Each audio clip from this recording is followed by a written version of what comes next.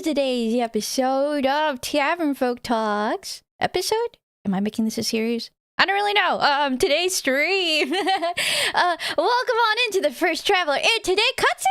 Look at you! You finally got it! Woo! And welcome on in to everyone else. Let me go on ahead and greet you guys, but let me get my jams going.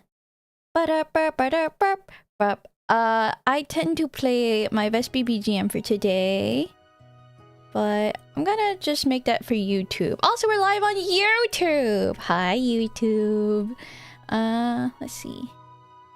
I will post my schedule in a second. Today, where is this? Where is? Oh, advanced audio properties. Yes, yes.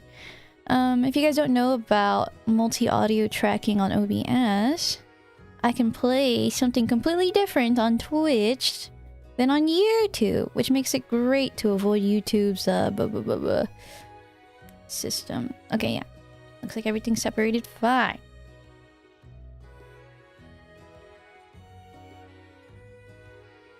Gonna turn down. Cool. I have made it. Yay! Welcome on in to the Rainy Team check-ins. Hello Migo, hello Chef, hello Leiru, hello Katsu, hello Up3, hello Green Ninja, hello Yui, welcome. Wait, hold on, Chef is a Sunny team. Guys, have you seen the board? The board is actually such a skewed board right now. We are at 206 points for Rainy Team versus Sunny. I was not expecting such a disparity in teams. So, starting next month, I'm curious on what if I were to introduce a third team. Sounds like a skill issue. Shut the fuck up. I have done my best at trying to anticipate the issues with this, but the issues I've realized are that I thought Sunny would be a lot more liked than Rainy, but you guys are all so chill. What do I know? What do I know? It's been a really nice experiment for sure.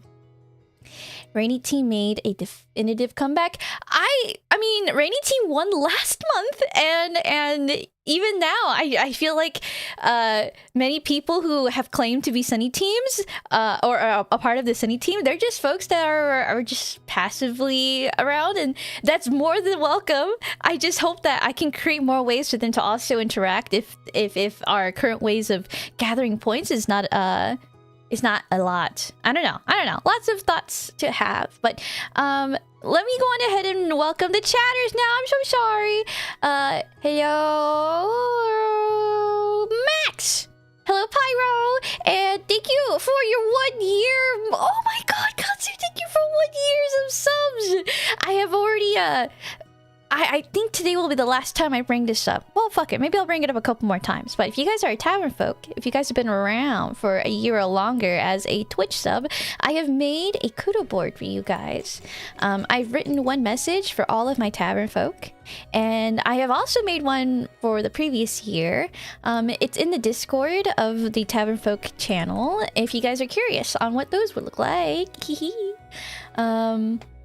It was really fun to see everyone's reactions and nice to touch back with some folks. For some reason, I don't know, maybe the word spread around, but even some people that I wrote to IRL got like, hey, I heard you wrote a message for me. And I'm like, how? Who? How did you? What? Because I had some IRLs that had subscribed to me just and like forgotten about it. But that was kind of nice to touch base with them again.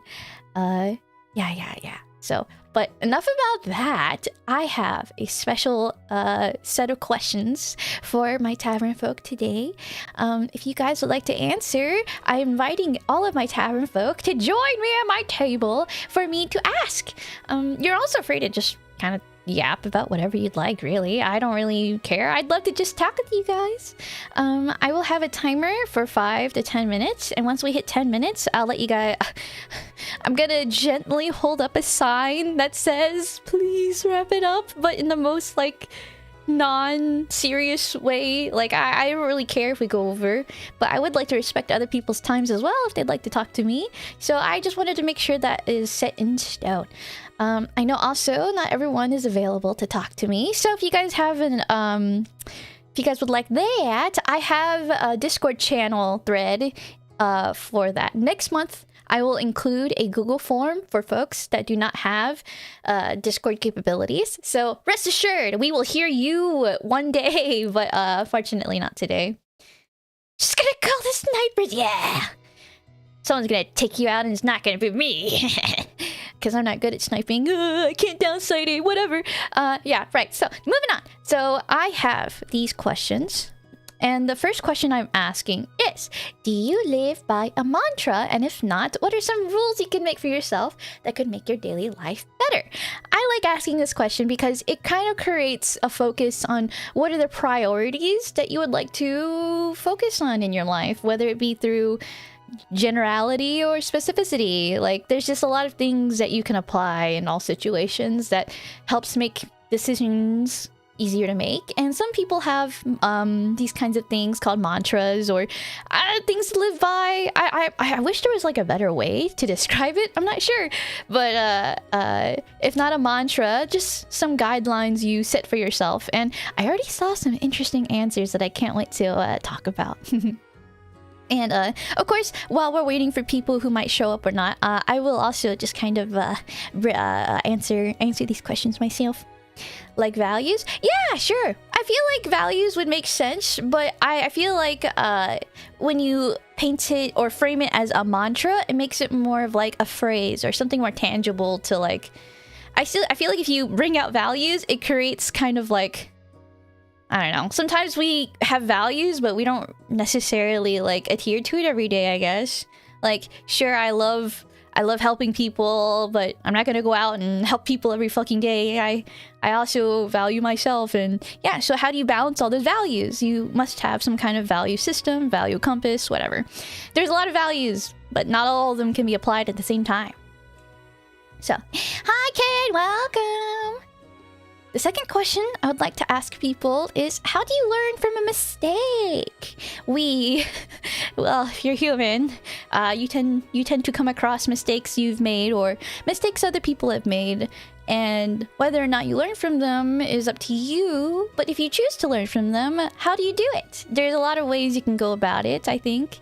A lot of similar, a lot of different. Maybe some people don't even know what the fuck I'm talking about. Maybe this will help bring some people some insight. Of course, I will answer all these questions. So maybe how I answer them might inspire some folks themselves on answering. So, yeah. The last question was more of a silly one. I realized I'm gonna try asking a thoughtful question, a silly question, and a Vespy question. Usually a Vespy question can overlap between on the others, but whatever. 3 questions. Answer me questions 3. Asking people their favorite memes also kind of creates like a picture of what their humor looks like. Lo and behold, everyone has different kinds of humor, and I think it's actually a little vulnerable to share what you think is personally funny, because what if you share something funny and they don't laugh? I get that a lot. I actually do that a lot to Grizzly. I show him like a meme, and I'm like expecting him to bust out laughing, but he's just like staring blankly, and I'm like, dude, it's hilarious, fuck you. So I've really learned how to cope with my humor because of that. Do we go to AFK bar if we want to participate? Oh, if you are a tavern folk, you are free to sit at the Tavernfolk-Bar.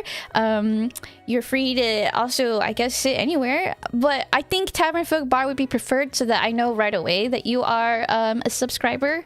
I don't want to have to like click on you and be like, okay, did you link your Twitch account? And you know, make it a little easier for me if you guys can. But if not, I'll try my best to meet you where you're at.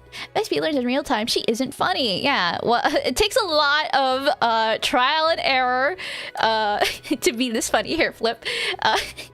It's just really sucks that all the trials end up being with someone that you really love and want to laugh and they don't laugh, so now you just start kind of questioning, are you really funny? Are you actually the person that they thought you are? Not really. It does kind of get that kind of despair though whenever I am heralded as someone quote unquote funny. I don't know. It is a really weird label to be slapped onto you sometimes because you're like, oh my god, everyone thinks I'm funny, and then next thing you say is not really funny, and it's like, never mind. But that's why you gotta foster that kind of humor within yourself. If I find myself funny nowadays, I don't give a shit what you guys think. Unless, of course, it offends someone. In which case, I really don't care what you think. Just kidding. I care, actually, quite a bit. But it's something to be discussed personally. Yeah, anyway, moving on. I have... I probably have people waiting for me now. My bad. Or, actually, if you guys don't mind, let me go on ahead and answer... speak... on some of the answers I've received, and if there's any chatters that would like to go on ahead and answer, I will get to you. My bad. Okay. Migo is the first person to answer. Hehe. Migo's also live right now working on his game, Code of Ashes. Blood and Ashes, I think it's called. It looks really neat, and I'm so excited to see like more of the production of this game. He's building a game from Godot? I'm not sure. There's a lot of game coding stuff that I don't understand, but listening to Migo kind of talk about it always feels like maybe I can one day. I think Vespy is... I don't know how to describe you. Is that a good thing? Is that a bad thing? What does that mean? I don't know how to describe myself either, to be fair. Anytime someone asks me to like, oh yeah, what? I don't know. I just end up saying a bunch of contradictions, or I just sound like... I feel like I sound super hypocritical all the time, but it just...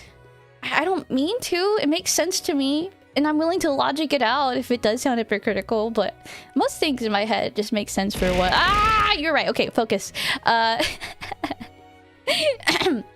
So, Migo has asked, I have asked, do you live by a mantra? If not, what are some rules that you can make for yourself that could make daily life better? Migo responds, the closest to a mantra I have is my word is my bond. If I say I will do something, I will do my damnedest to follow through. Not always the best, because more than once this has bit me in the butt. Honestly, I really get that. I feel like whenever I see that, my word is my bond, like, I always assume that, like, words just hold a lot more value, and honestly, they should. If words are something that actually has value, everything you say has more weight, and the things that you say just mean more to the people who hear them. So I really respect that about Migo, actually. I really do believe that. Sorry, I wanted to see what that redeemed it. Oh, you're silly. Don't worry, Cindy. I always take it as a... I take it as a sign from whoever that I need to do what I need to do. It doesn't always mean that. It can mean whatever you want. But for me, it always reminds me, I'm like, oh yeah, I have something I should be doing. Usually. Thank you for the hydrated stretch. Fuck you, Migo. Right. So the second answer, or the second question I asked is, how do you learn from a mistake? And this one in particular, I was really excited to read. Migo says, I think I learned the same as anyone. I try not to do that again. Well, except where relationships are concerned. Apparently, I can't not repeat doing the same things. Usually the cause is pretty obvious, and usually something I thought I could get away with. But I also try to learn from others' mistakes. Like I have seen dumb things my siblings have done, and have chosen to make different choices. Beautifully said. Very human. Very candid. Thank you, Migo. Wait, I didn't drink the water. Let me drink some water really quick before I answer this? Before I comment on this. Not that I have to, I just can't help it. Okay. Oh, excuse me. Let me have my amuse on. Whenever it comes to... for a robot, Migo is very human. I think it takes a lot of humanity to decide that it's better to put your humanity aside for things. I don't know. I'm pretty... astounded by the being that is Migo in a lot of ways, and it's definitely how like rigid and structured his thoughts seem to be, but it always comes from always a very human place. And so you can hear that a lot from when he says that he learns from things like his from other people's mistakes, like his siblings. And I relate so much to this. Like, when you look at, not that you should, but they can't help but happen in front of you, right? Like, people fucking up. You see the consequences. And also, I don't know if you're like me, I'm a bit of a tea sipper. That's just me. I try not to, but if I see the tea and it's heard, then yeah, I will sip the fuck out of that shit, okay? But I hear a lot down the grapevine about things that happen to others just because people end up talking pretty fucking loud in the office, at school, anywhere. This is just a really, really obvious fact of people like to gossip. And I think one of the biggest things I've always took from gossip was you should never gossip. You should never talk about other people. And knowing other people's like problems is honestly a privilege because you get to also like experience it just a tiny bit. I'm not saying it's one for one. You did not go through it with them, but if you had any kind of imagination and you were able to put yourself into someone's shoes, you could probably come to a different conclusion or find out that, oh, you had different context, you would not have done XYZ, whatever. Being able to reflect on other people is something that we are able to do because we have the internet, we have folks that we socialize with, we have friends that are actually willing to reflect with us and share with us things in such wonderful ways. And I just feel like this is something that a lot of people, I feel like if we did more actively, I don't know. I've always had the idea that mistakes is something that has a bad connotation. And even I am someone who succumbs to like, oh, I don't want to make mistakes, but I have really adopted this idea that like mistakes are the best thing to ever make. Like, with the intention, of course, to get better. Don't make them intentionally and don't make them knowingly. But if they occur, then it's like, oh, great, an opportunity is how it's always been in my head.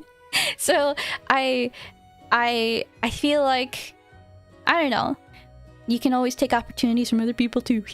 Anyway, thank you for sharing that, Migo. All right, now the third one is where I realized this favorite memes question might be a difficult thing to answer for folks. So I'm gonna try lying some guidelines after I read out Migo's answer. Migo says, my memes tend to be all over the place and very situational. So without context, this is not a good way. This is not a good way to just name them off. For folks that might not be able to have a direct thing to call out from memes, maybe just throwing out a couple that you've laughed at recently, or something that you don't mind me asking you about why you think it's funny. That is probably what I am more than fine with. Like, my intention is to just so if anyone has encountered me in DMs, sometimes, occasionally, I'll send a meme to you and I'm like, do you find this funny? I'll find a meme and I'm like, is this funny to you? Does this make you giggle? Does this produce a hee hee ha ha? I feel like knowing my friends' humor really helps me find a way to connect with them. So, that's just why I'm asking. I'd love to find a way to connect with my tavern folks more on the memes that they like. Even if we might not agree on the humor, or if their humor is lost on you or me, I just think it's fun to know, you know? So for people that this answer might change for, feel free to like maybe send it into Discord, send it here, talk about it. I don't care. Anyway, so thank you, Migo, for your 3 answers. The next person that answered is Berkey, who is currently at work right now. Thank you so much for answering while you're at work. For the first answer about the mantra, Berkey says, I don't know that I have a mantra per se. As for mantras going forward that could help me in my day-to-day life, I honestly think reminding myself that you get out what you put in. Too often have I let myself get discouraged in learning skills because the results weren't immediate. I just need to keep pushing, and I'm bound to improve if I keep making an effort. Oh, Berkey is such a good fucking bird! Thank you so much, Berkey. God bless you. I really think when it comes to encountering something new I feel like for folks that entered a lot of failures early on in their life and got discouraged easily, it's that response really carries in with you into adulthood and such. And so seeing Bergie still push through that and still draw, and I love seeing people react to his drawing. For folks who don't know, we've been playing Marvel Rivals as a group of 5, 6, whatever. I was obsessed and often pulled in a bunch of people to play, and Berkey drew our group of gamers as our mains. He drew a picture of Hako in his Jeff the Landshark character. It's so fucking cute. He messaged me and he's like, "Can I draw one of you as Cloak and Dagger?" And I'm like, "Stop!" He drew one of himself as Doctor Strange. It's so cute, and they only get better. So I hope that you guys will cheer on Bergie for me and with me, along with me, you know, whatever. Anyway, yeah. Okay, thank you, Bergie. Precious beard. Okay, so the second one, which was, how do you learn from a mistake? Bergie answers. While learning from mistakes, I tend to try to look at the biggest cause of whatever blunder or failure I have made. Then I do my best to see how I could have done better, as well as identify what part of situation or error was in my control. From there, I do my best to try to create a game plan for how I could do better given the same or similar situation in the future. Beautifully said. I love especially how he comments on in his fucking control. Shit that is in his control. Things that he can directly influence, manipulate. So I think whenever it comes to mistakes, we get caught up all the time on shit that really is not in our control.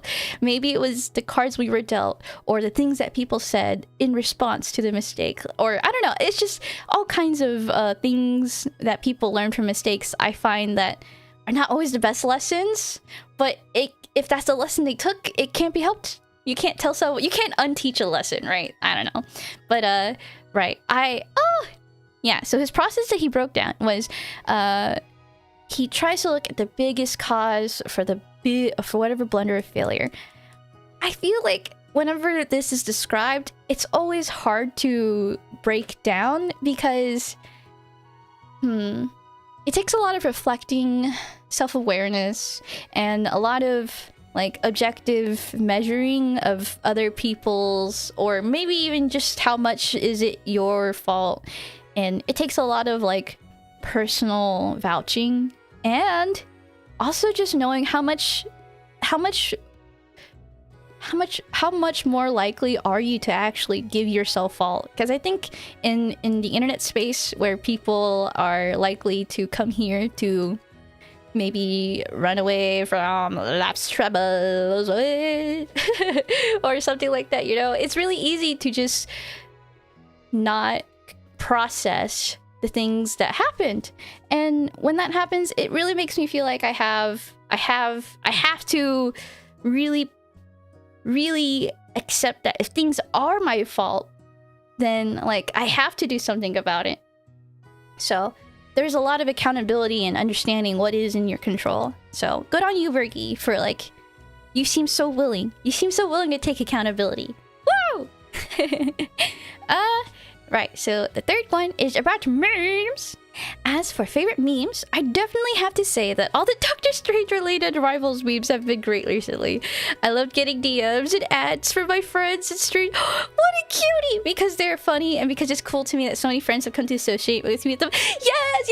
It's like, you know, going to your favorite store and then the waitress going, the usual. Like, you feel known. It's so nice. I'm so glad. It's true. Every time I see a Doctor Strange meme, even if it's not something that particularly I feel like Bergie agrees with, I feel the urge. I'm like, I have to send it to him. He has to see this.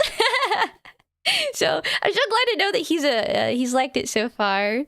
Yippee! Thank you so much, Bergie. I think that wraps up his questions. Now we have the last person who's written. For any folks that would also like to keep answering, feel free. I'll be here until, well, I'll be here for a while, that's all. All right, so Katsu says, on account of my severe AD... Oh, goodness. Thank you for the follow, Lexi! Lexi, that is my name. Welcome to the Crossroad Tavern. Ah!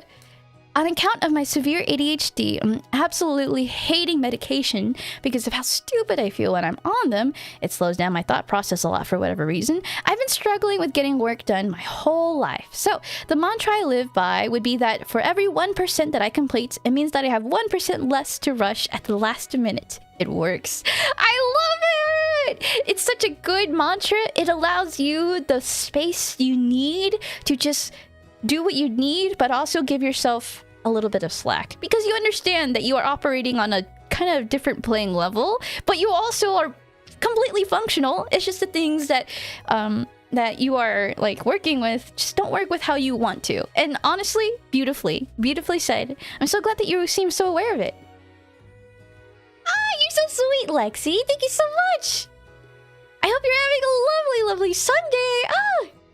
You know, for chatters that would like to answer, I would love to see how you guys would answer as well.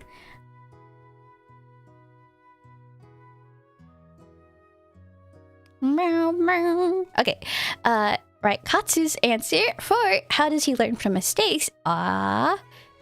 The fact that someone recognizes that mistakes were made... Wait, how do you learn from mistakes? That's right. The fact that someone recognizes that mistakes were made and they genuinely believe that it was a mistake means the experience will naturally point to themselves to stop making said mistake. If someone doesn't learn from their mistakes and it repeats it a significant number of times, it just means that it was never registered as a mistake. There can be situations where big lifestyle changes and habits take time to correct, so just be patient with them. Oh, it is. It's so true. The thing is with mistakes and learning from mistakes is you're more than likely going to commit them again. And I think when you commit, when you when you do a mistake, it's hard not to feel shame from it. And so it's really easy to not do it again. But sometimes the shame is so much that maybe we try not to think about it. And so it's so easy to like not think about that. It's easy to fall into the same trap of making the mistake again. So oftentimes it's a process of like catching yourself, and I think it's so important that when you like when you recognize that that's just a natural part of the process, it feels a lot more human. And I think that's a really important part of learning from mistakes too, just trying to humanize yourself and understand that mistakes are bound to happen. It's how you learn from your mistakes that can really make or break you. So, all right, moving on to the third question. What are your favorite memes? Katsu says, I like the OEIE cat. Sounds like the cat that can just go OEIE. It's like a cat with its mouth and it just opens to vowels. Let me go look this up. I'm curious. Why is that? OEIE cat. That comes out so easily.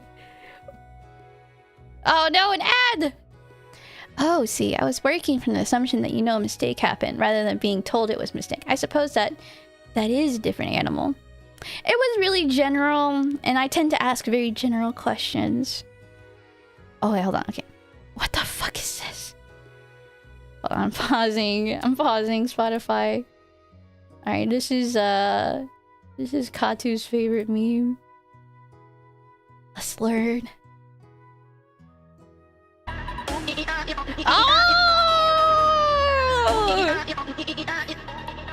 Yes, it is. Yes, it is. I have seen this recently. Dude, this is actually so fucking popular.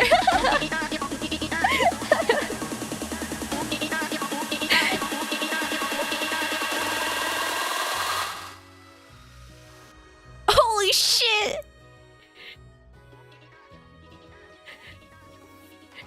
Is that Maxwell? Oh my god, this slaps! I love it when memes make like banger songs really popular.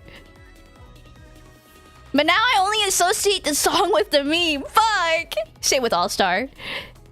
This is just really loud, sorry. I'll make it a little louder so you guys are immersed. It's just 2 minutes.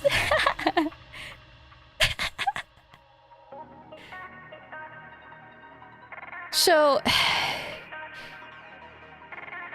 How did this happen? How did this cat get so... Is that the only thing? Dude, is this the original video? I can't tell anymore. The cat's been around since 2019?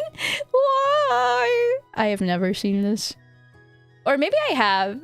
I have seen the oh yeah thing, but I haven't seen this video in particular. So that's fantastic. All right. Beautiful, beautiful. It is now time for people who want to be on the table. I do see Cindy in the voice channel, so I'm gonna go on ahead and pull him in. Hopefully you are ready, Cindy. Oh wait, pause. You don't have perms because I'm a stupid. Okay, this time. I don't have voice mod on, do I? Hello. Pause. Hello? Hi. Cindy! Hear you now. Nice. Okay, so I guess to answer question 1, mantras, I guess I try to find like time throughout the week to be like creative. So I'm not much of a artist, but I kind of like to express my creativity through making memes or edits of people I like to watch. Ooh. And plus, it makes the people I watch seems to make them pretty happy. Absolutely. So, like lots of times if there's like a kudo board, if I have time, I'll make like a compilation video, and been able to see a lot of reactions to it, which kind of it's fun to do. Plus, I feel like if it's their birthday, it makes their birthday a bit better. And then how I learned from a mistake. Well, I feel like it's kind of hard to answer because I feel like I kind of do that subconsciously, I guess like the fact that I am able to like look back at like mistakes I've made and acknowledge that they are mistakes shows that like I myself am growing. So I guess time passing, kind of ways I've learned. When it comes to like work related mistakes, so like if I had a bad day at work, I usually talk to my dad about it because he has had like a lot of experience being people's bosses, and so he tells me what I did wrong and how to improve, and he seems to be give good advice. And then for memes, I put 2 in the media channel, I guess, if you want to follow along. Oh yeah! Hold on, let me pull it up really quick. Also, if you don't mind, can I ask you really quick, what are some stuff that your dad's told you? Unless this is like, NDA shit or like... Oh, good question. So a lot of times, like, I'll be like, something will happen and it's like not my fault, and I tell my dad that, and he's like, "Hang, it doesn't, like, your boss doesn't care. He doesn't care whose fault it is. He wants like this or this to get done," which I think that's great advice because I myself, I don't know, I'm like too focused on whose fault it is. Like, for example, like, sometimes mistakes have been made, and it's like, mistakes that my boss made that kind of I guess caused me to look bad. And at the end of the day, it doesn't matter. My boss just wants this done, and thankfully, like, the last instance this happened, my boss didn't really hold it against me. It just kind of blew over. So that's like the one example. I wish I could remember others, but that's kind of the one that sticks in my head the most. Dude, your dad sounds so good. Or like really cool. I'm so glad he's like broke it down like that, because I do agree with him. Like in the workplace, people are so results like based. They don't care how you get there, as long as as long as you get what they asked, then they'll leave you alone. So I'm so sorry though to see that you went through that kind of like mental toll. It's not so good feeling at all, especially when you're used to knowing that like it's about the journey that gets there, how your work matters and the ethics that you put into it. But honestly, people really don't care. I don't know what kind of workplace you're in, but at least for me, I've just discovered that the people get real different in work settings. Definitely, yeah. My dad is a very different person when it's work related, and very different when it's dad related, because one of my other jobs, I do work with him, and he oftentimes gets a bit harsh, but he's sort of in boss mode as opposed to dad mode, which I kind of understand where he's coming from, and I do understand that he's had like many like years of experience as like someone's boss. So yeah, I will gently move you along though. I have pulled up your memes. I love everything you've said, and honestly I hope to hear more from that. I think that's such a lovely like wellspring of knowledge you have near you, and it's so cool to know that your dad seems so like chill about it.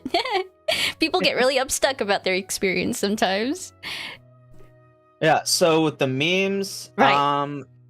I spent like a few hours trying to find this one because I liked it, but I couldn't find it. But I wanted like this specific one. I just find that like it may not be funny to everyone, but I hope it's like relatable to like a lot of people, especially people in Discord.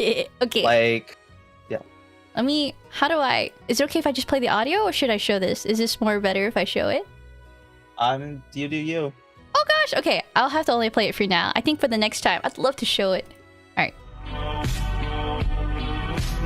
Driving home knowing there won't be a second date, but at least she now understands why Gwyn committed genocide and didn't rekindle the first flame. Yeah, so the context is Gwyn is like one of the more interesting like historical figures from Dark Souls lore, and I'm a big on Dark Souls lore. I see. What made it funny is like when I first started reading the meme, I didn't realize it was gonna be a Dark Souls related meme. So I was read it and I'm like, wait, this is a Dark Souls meme? Let's go. So based. Yeah. It kind of reminds me of a few years ago, like a decade ago, I had a trainer that I would exercise with, and one time I spent an entire gym session with them explaining this Harry Potter theory I had. Yeah. Let's go. I feel like when it comes to dates, I see this meme a lot actually, where like the reaction after you had like nerded out on a date or something. Is it actually true like nerds get these kinds of experiences? I feel like nerds are so loved, or is that just you have something you're passionate about? If you have something to yap about, is that not something to be like fawned over? I don't know. Is it really? Oh. Yeah. Ironically, the last like person I kind of had a crush on was kind of trying to get into anime, but nothing kind of went on there. I see. Well, I'm sure like if you've met someone who is also into the lore of Gwyn and Dark Souls, you might have a fucking heyday. Oh, okay. So this was like another Dark Souls? Yes, I saw it yesterday and I was like, well, it's very similar. Plus, I love Homelander memes. So I have a friend who's really obsessed with this show. I'm not quite sure. It seems so silly and funny. Is this like a knockoff hero show, or? Yeah, it's kind of like there's a lot of things going on. It's kind of like the current seasons are kind of like a political satire in a way. Like sort of a satire on like big corporations, but I guess I guess Homelander is kind of is Homelander kind this of like guy? a spoof on yeah, he's kind of a spoof on I guess Superman and also kind of Captain America in a way. Holy shit. Okay. And I remember watching this scene with my friends and I was like, this scene is gonna be a meme. Oh, I want to hear the audio. Wait, you think I didn't think of that? Of course I thought of that. Fuck. Oh, I hope you get you a girl who's into it, or a partner. Sorry, I don't want to assume your preferences. Get you a partner who's super into it. Actually, I do hear. Sorry, I'm just thinking out loud. I hear there's like a lot of sides to say on like a partner who's into a lot of things that you are versus a partner who's not. Is there one that you think might be more in your favor? At the moment, not really. I see. Oh, you mean like people I like talk to right now? Sorry, my generality fucking sucks. Okay, I was just thinking in general that applies across all of humans. Which relationships across all relationships would perform better? Relationships that have partners who share a lot of common interests, or partners that don't? I have no idea. Yeah. Yeah. I just think it's interesting. I just think it's an interesting thing to think about. That's all. Yeah. I will say, like, so I have a friend, she's just a friend, but, like, she is, like, fairly, like, beautiful, and, like, she texted me saying, one of my favorite games I've been playing these days is Elden Ring, and I was like, ooh, really? That's so based. That is so based! Yeah, like, I'll say, yeah, she's just a friend, but, like... Okay, no. You've piqued my interest. The girl inside me is a little giggly. Is this potential, though? Are you, like, friend-zoning her? Absolutely not. Oh, no, damn it! Okay, that's fine. That makes sense. That's cool. That's chill. Yeah. Yeah. I've never, like, asked her out or anything, but, like, you know, just in a conversation, she'd say, like, I forgot what the context was. She was like, yeah, I mean, I don't have feelings for you. And I'm like, yeah, that's fair. But, yeah, just... a really good friend. Thank goodness you guys have made that clear. Yeah. Okay. It's important to, I guess, get that out of the way. Heck yeah, especially in the internet space where it gets real blurry. I feel like... Oh, I know our IRL. Yeah. Oh, that even makes it even better. I feel like it's so easy for internet friendships to get real blurry unless you don't do this thing that you just did where you guys just both were really clear and like, hey, we're friends, right? I'm like, yeah, finger guns. So, woo! Yeah. Okay. She's a very pretty friend with dope Elden Ring tastes. Based. Maybe you should introduce her as... Just kidding! Well, I think I will move on to the next Tavernfolk, but thank you so much. Wait, I've noticed people call you Kong versus Cinder, Lord of Cinder. Do you truly not have a preference? I don't have a preference. I guess it's kind of cool having two names, but thanks for having me. Thank you! I'll see you around! Bye-bye! See you around. Bye-bye. Thank you! What a pleasant human. We've been seeing more of him around, and I am so thankful. I hope we watch anime again soon! We did get an answer from Lexi. Thank you so much for your answer, Lexi! Alright, I have answered a couple of questions. I wanted to answer my own at some point. I think I will do it after we get in Leru, who is here. Also, Lexi, welcome to the server. Thank you so much. Boom. You've been verified. Welcome to the entire server. Okay. Oh, I lost the channel. Was it? Alright, so, does Lexi have a mantra? Hi, Chaka, welcome! Hi, chatters! Oh my god, there's so many people I haven't said hi. Hi. I saw there was Chef, I saw there was Mackers, I saw there was, Bergie. Goodness, I've just been really yapping. Yeah, I'm collecting some ADHD people. I really think it's reflection. I have no official diagnoses, but I do have a lot of symptoms. I'm kind of like, whoa, we sound kind of similar.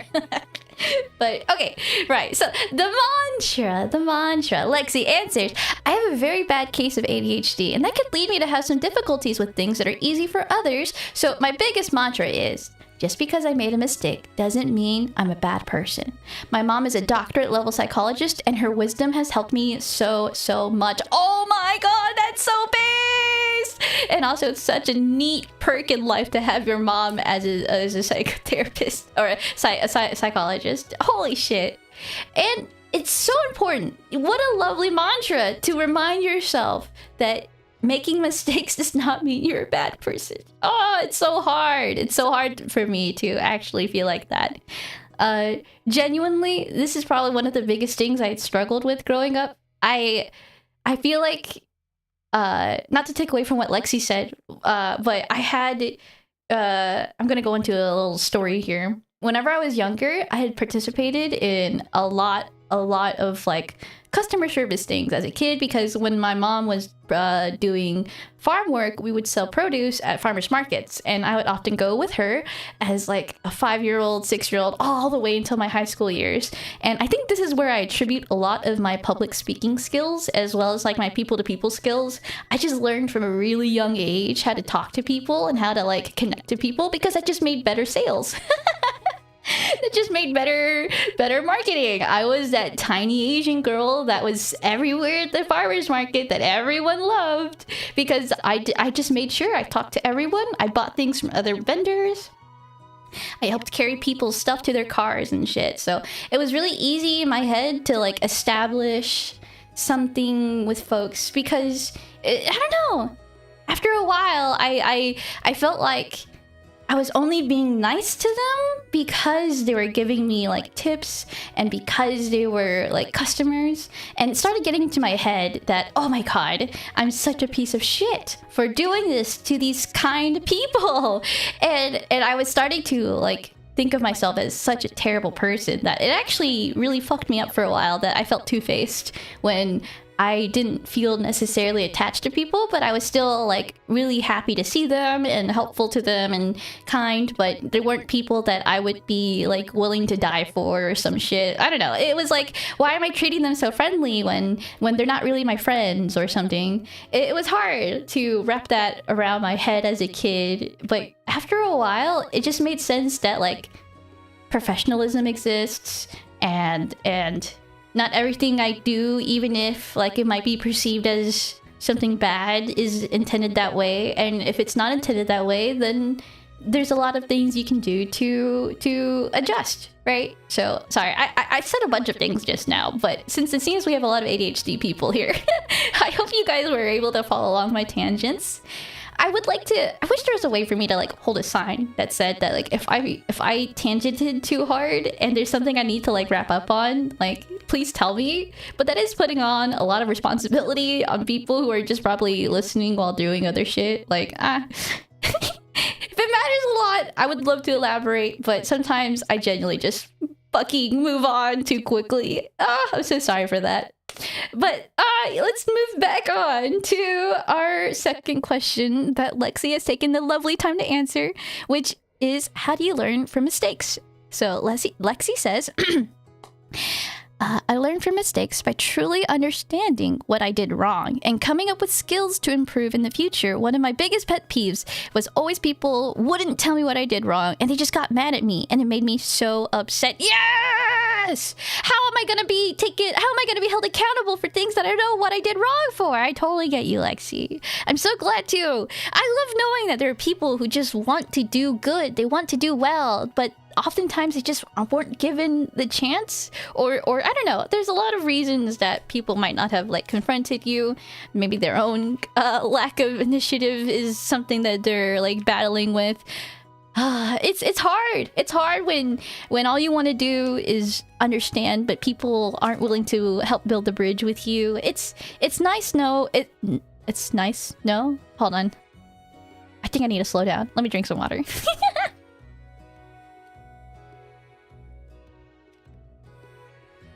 Ugh.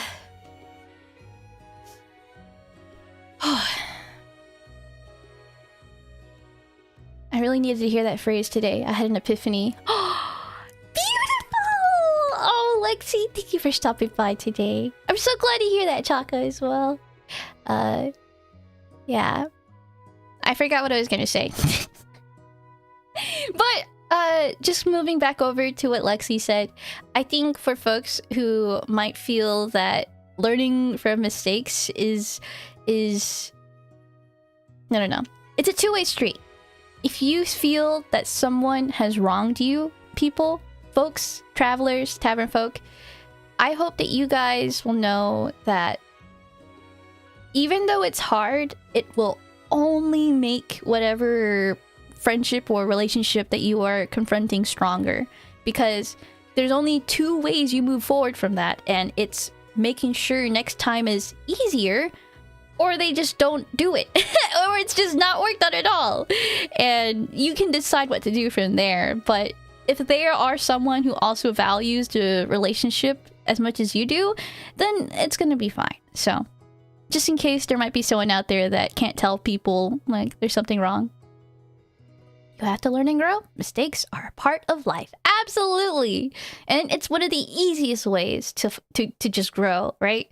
Like, you can grow never making a mistake in your life, but I guarantee you 100,000 fucking %, people who make mistakes learn way more than people who have never made a mistake. That's all. So, another ADHD Pokemon. Oh, I should start making Pokemon versions of people, huh? Okay, so, right. Last question. What are your favorite memes? New traveler and we get to see a taste of their memes. Let's go. My fave meme is Pimp Named Slickback Mixed with Magnolia by Playboy Cardi. I'm a music producer and I hate how good it is. Music producer. Oh no, ads. Shut the fuck up. Let me pause this. Do do do do do.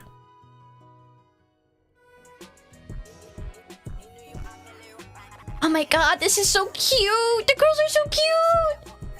You play 23 instruments! Holy shit, that's so cool! What's the hardest one that you think is the hardest to learn? So how has this been used as a meme? Is it just like a fan cam stuff, or is it like a fan edits? I feel so boomer when I ask shit like this, especially with the way I'm saying it. I'm not a boomer, I'm sorry. It's like an audio meme. Let's go. My background in memes, guys, is pre-TikTok. Anything that's TikTok or video based memes I tend to be really ignorant on. You guys are impacting a content creator's humor here. Vespy not getting memes. It's just because I've lived under a rock that is called my delusions, and now that I'm coming out of it, you know, I have a lot of so many things to explore. It's great. Oh, Lexi, I see she added a D. Added tip of wisdom. Hell yeah! Always welcome. Added tip of wisdom I have learned as a neurodivergent person. People suck, so be kind. Be the kind of person you want to hang out with, and people will take notice. Yay! I agree! P.S. Funny story, when I got tested for ADHD at 5, they asked to use the video of testing me as a way to train people. What did you do? Do you remember? That is so silly. Oh! I need to pull in the next guests, but let me take a small break. Oh. Oh, ad break ends in 1 minute anyway. Great! Alright. I just have a very intense case of ADHD. I would love to know what those symptoms are like for you. And, well, this is only if you're open with this and have the time. I'm sure if this is something that you don't want to like type out, totally understandable. But I do have curiosities in terms of like, how do you guys deal with those symptoms if you don't do medication? And if you do use medication, like, how did you guys, I guess, decide that? Because as someone who might or might not be, it does put a question on my head a lot. Like, I don't think I'm dysfunctional, but I have wondered, what is it like to be focused? We'll see, we'll see. Vespy streams are usually away. Really? Ooh, that's fucking crazy. I'll DM you a long paragraph. You know what? Fuck it. Let's go. Thank you. I normally do not accept DMs, but I'll take it just because I have asked personally. Alright, so I will be on a short break, but in the meantime, I hope you guys will also go enjoy like a small water walk. Go a walk to go get water. Fuck, I don't give a shit. I don't care about you.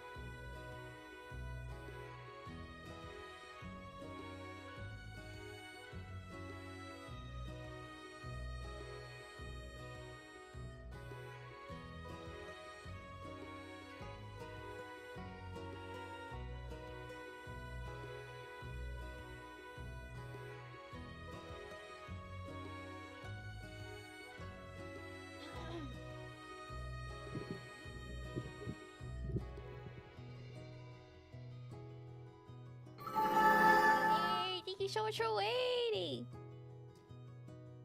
Thank you so much for waiting. Thank you, thank you.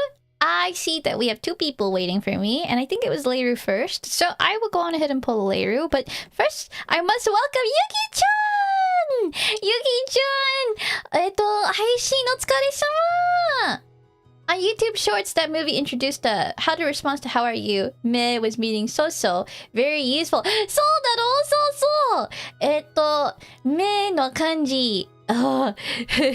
よく使います。I feel like I use me a lot. So seeing Yuki-chan learn that, I feel like that'll be really, really useful. いいセリフ、いい言葉ね。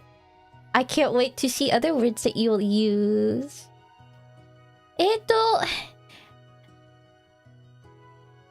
How is there a Japanese phrase for it? For me? 日本語の言葉は何？同じの意味で、に。で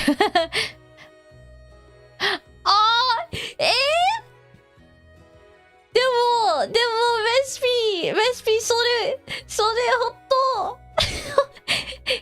I feel like I use a lot. There's a lot of things that Yuki-chan has actually came back to me on that said like, oh, Vespy, today I learned what ooh meant. And I'm like, wait, what did you think I meant? まあ。そう。それね。I feel like I hear it sometimes. 見たことがある。でも、使ってない。I hope I can use it from now on. 今から多分使いますけど、最近誰かだね。Someone told me まあそのセリフね。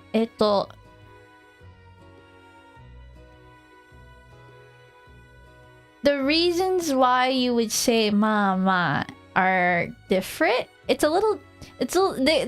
a little uncertain now, but 後で質問があります。ゆき先生。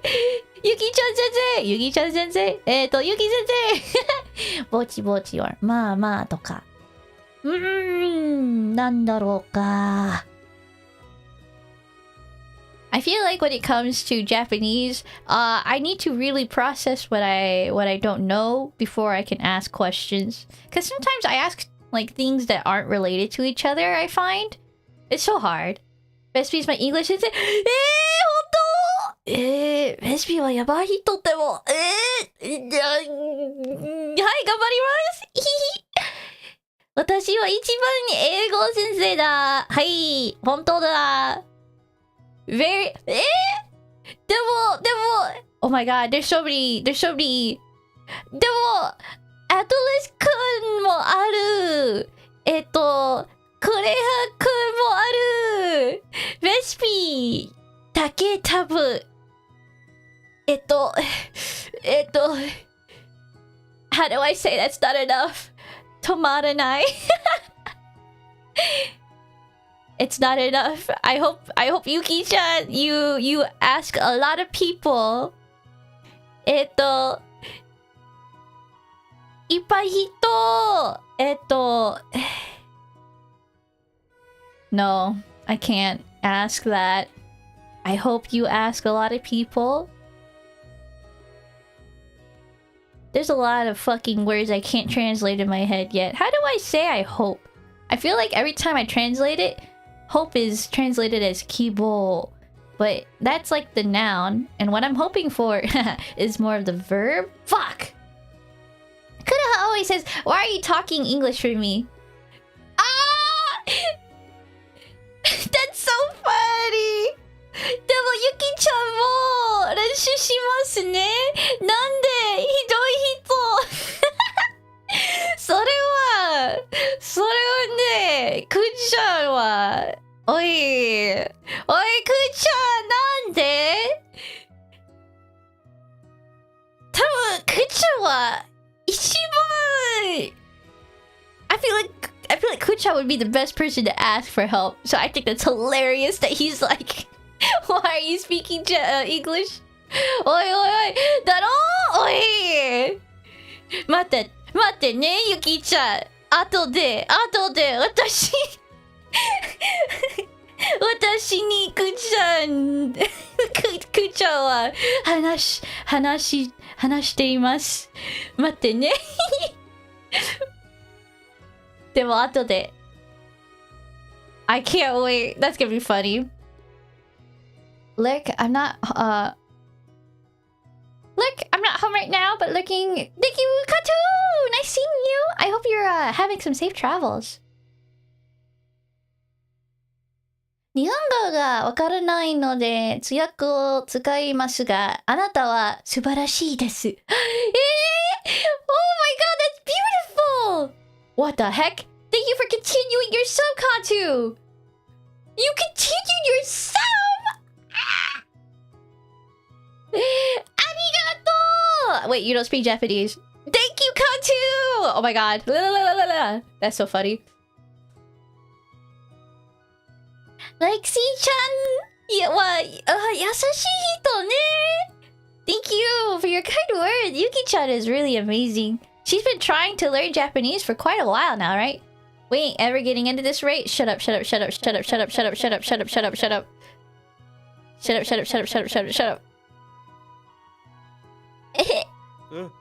my god, you jump scared me. No!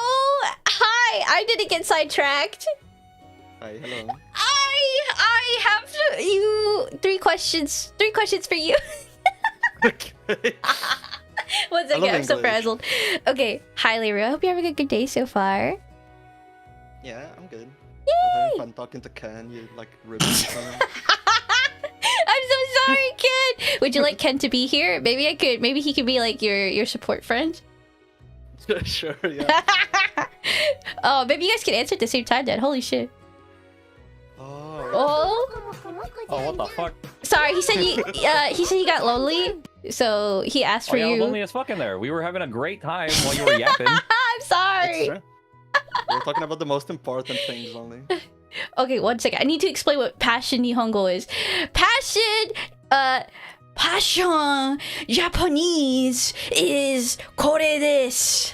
Kore desu is passion. If you break down all your English words into Romaji, you're more likely to be understood than if you just use normal English. So passion Japanese is really helpful actually. And what was it? Endorsed. Yes, Bao. So, hi everyone. Welcome to these two lovely tavern folks and friends of mine, Leru and Ken! Hello, friends. Hello. I feel like you guys already know the questions, but for the sake for folks who are just coming in, let me go on ahead and re-say them. The first one asks people, do you have a mantra? And if you don't, what are some rules that you could live by to make your daily living better? How do you answer, you two? Should we like say it at the same time? Yeah, and at the be same time. Overlapping. Yeah. Oh, So, okay, yeah, no, just totally. kidding, please. Lyra, I feel like you were in the. No, you were waiting in there first, so you get to answer first. No, I don't want to. Okay, fine. Oh my god. You heard the man. Was it daily things to live by? Mantra. Do you live by a mantra, or if not, do you have like rules that you live by? Real simple golden rule. Just treat people the way you want to be treated. Hold on.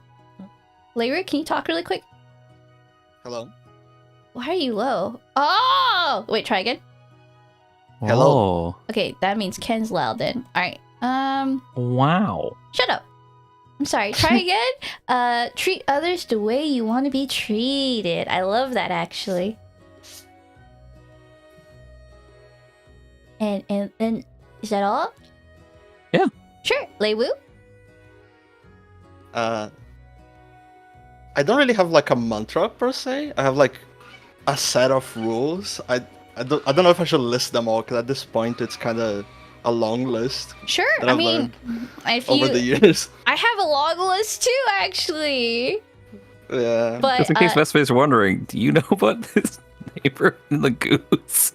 what? Oh, like yes. Every time I'm in a call with this fucker, that goose is there. I'm actually Okay, I'm just making. like, I asked him about it. I was like, "Oh my god, what are you watching? Like duck videos?" no, it's my Oshi, and he stopped streaming, so now I can't say that fucking goose is my Oshi anymore. Stupid. Okay, just making sure. Yeah, I but don't know the goose was your Oshi. That's pretty cool though. yeah, it really it was really always there during my darkest times, but he took it away from me. What can I say? But I have to respectfully. I hope your Oshi dies. oh my god. Yeah, we were talking about like how abnormally long birds live, Yeah. and we looked up the average lifespan of a goose, and I'm like, and he was like, "Oh yeah, I've known this bitch since like This I was in like bitch. high school." So Yeah. I was like, "All right, that fucker's gonna die soon." Then they were on like 20ish years, so he come out on the Counting back your end. days. Oh, one of Larry's mantra. I have to outlive this fucking goose. The goose. Yeah. Wait, yeah. But so, what are some of your mantra or rules? Okay. So it kind of ties in with the second question too because it's shit that I've learned from making mistakes Bet. over the course of I my love life. efficiency. Yeah. And it's like, well, the first one is exactly what Ken said. It's like, don't treat people like shit if you don't want to be treated like shit. Then it's So- like, don't tell lies as much as possible, according to reason, because you don't want to be mean to people just to be truthful to them. Right, yeah. Unless they don't care, but... Unless they don't care, you'll purposely lie to them if that's the case. Well, some people prefer to be told the truth, even if it hurts. But some people like the comforting lies, Oh yeah. Enable them. But no, I do feel like those kinds of people just need the truth from the right person, and sometimes that person's not you. Can't be helped. It's true. Yeah. So well said. I am curious to other things on that list. Not gonna lie. It is kind of long. I probably shouldn't go down the list. Fine, then say at least like 2 more then, bitch. Okay. I love you. Larry's my Uh. friend. I only say that to friends, okay? Now she hates me. Yeah, it's true. He hates women. I mean, who doesn't? Stop! You have a girlfriend! Doesn't mean anything. You guys are very... Then Vespy, you don't count Basically, as a woman. whatever. You're one of the bros, so it's okay. Oh, God. Sure. Oh hell no. And then I start talking about the girl things, and then I'm no longer one of the boys. Sure, I'm just not anyone's. Okay, the girls don't like me. The boys don't like me. Who else Hey, are we gonna talk about my period the boys can streak, talk okay? about girl things too, okay? It's fine. No. It's not true. No, not we true. don't bring it up anymore. See, I've tried, Larry. There's no way. There's no hope for me. It's over. But okay, right. So second question. You did say that you learned from other people's mistakes, but I do feel like people have different ways of learning. Do you feel like you have any particular way? Can go. With learning from mistakes, I mean, I don't know if I have any particular process. I'm very, like, I guess, systematic about it. Ooh, what does that mean? I guess the way I approach, like, it, no matter how big the mistake is or little the mistake is, I again, how I say it systematically is I think of it like how I think of, like, lines of play in a card game. Mm-hmm. Like, whenever I'm, like, I dedicate it to memory, because I feel like I'm pretty good about that kind of stuff. Yeah. And if ever I cross that situation again, just don't do it again. You know? You seem like you have a really good system in place to call back to things easily. I feel like for a lot of people, it's hard. It's hard to put up that system if you don't already have a well-oiled machine.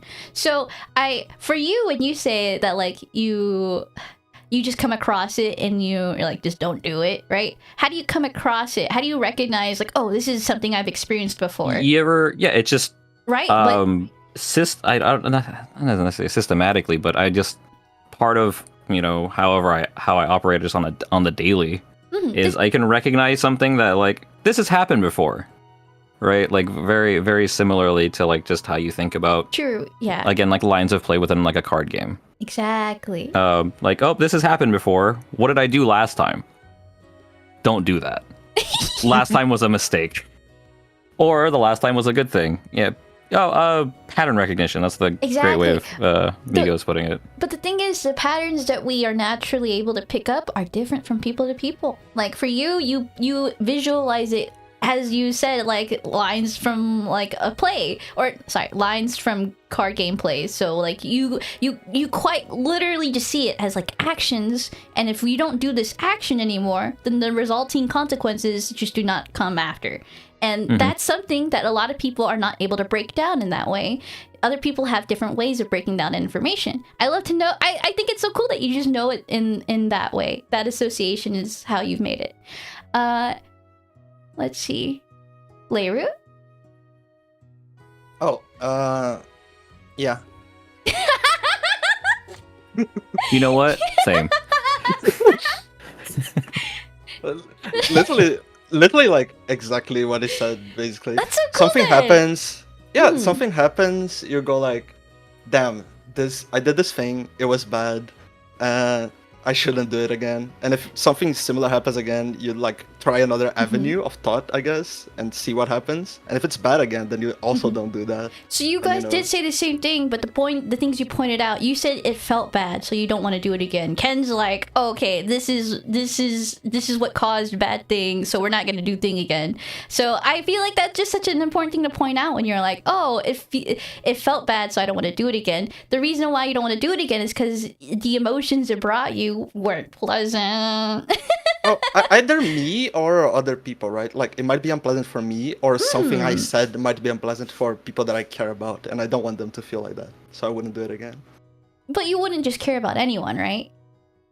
I mean, I try to have, like, a baseline care for most people. Actually, that's interesting. I know some people who won't. Like, they only care about the people directly in front of them, and if you're not one of them, then fuck off. So it's like, okay, that's cool.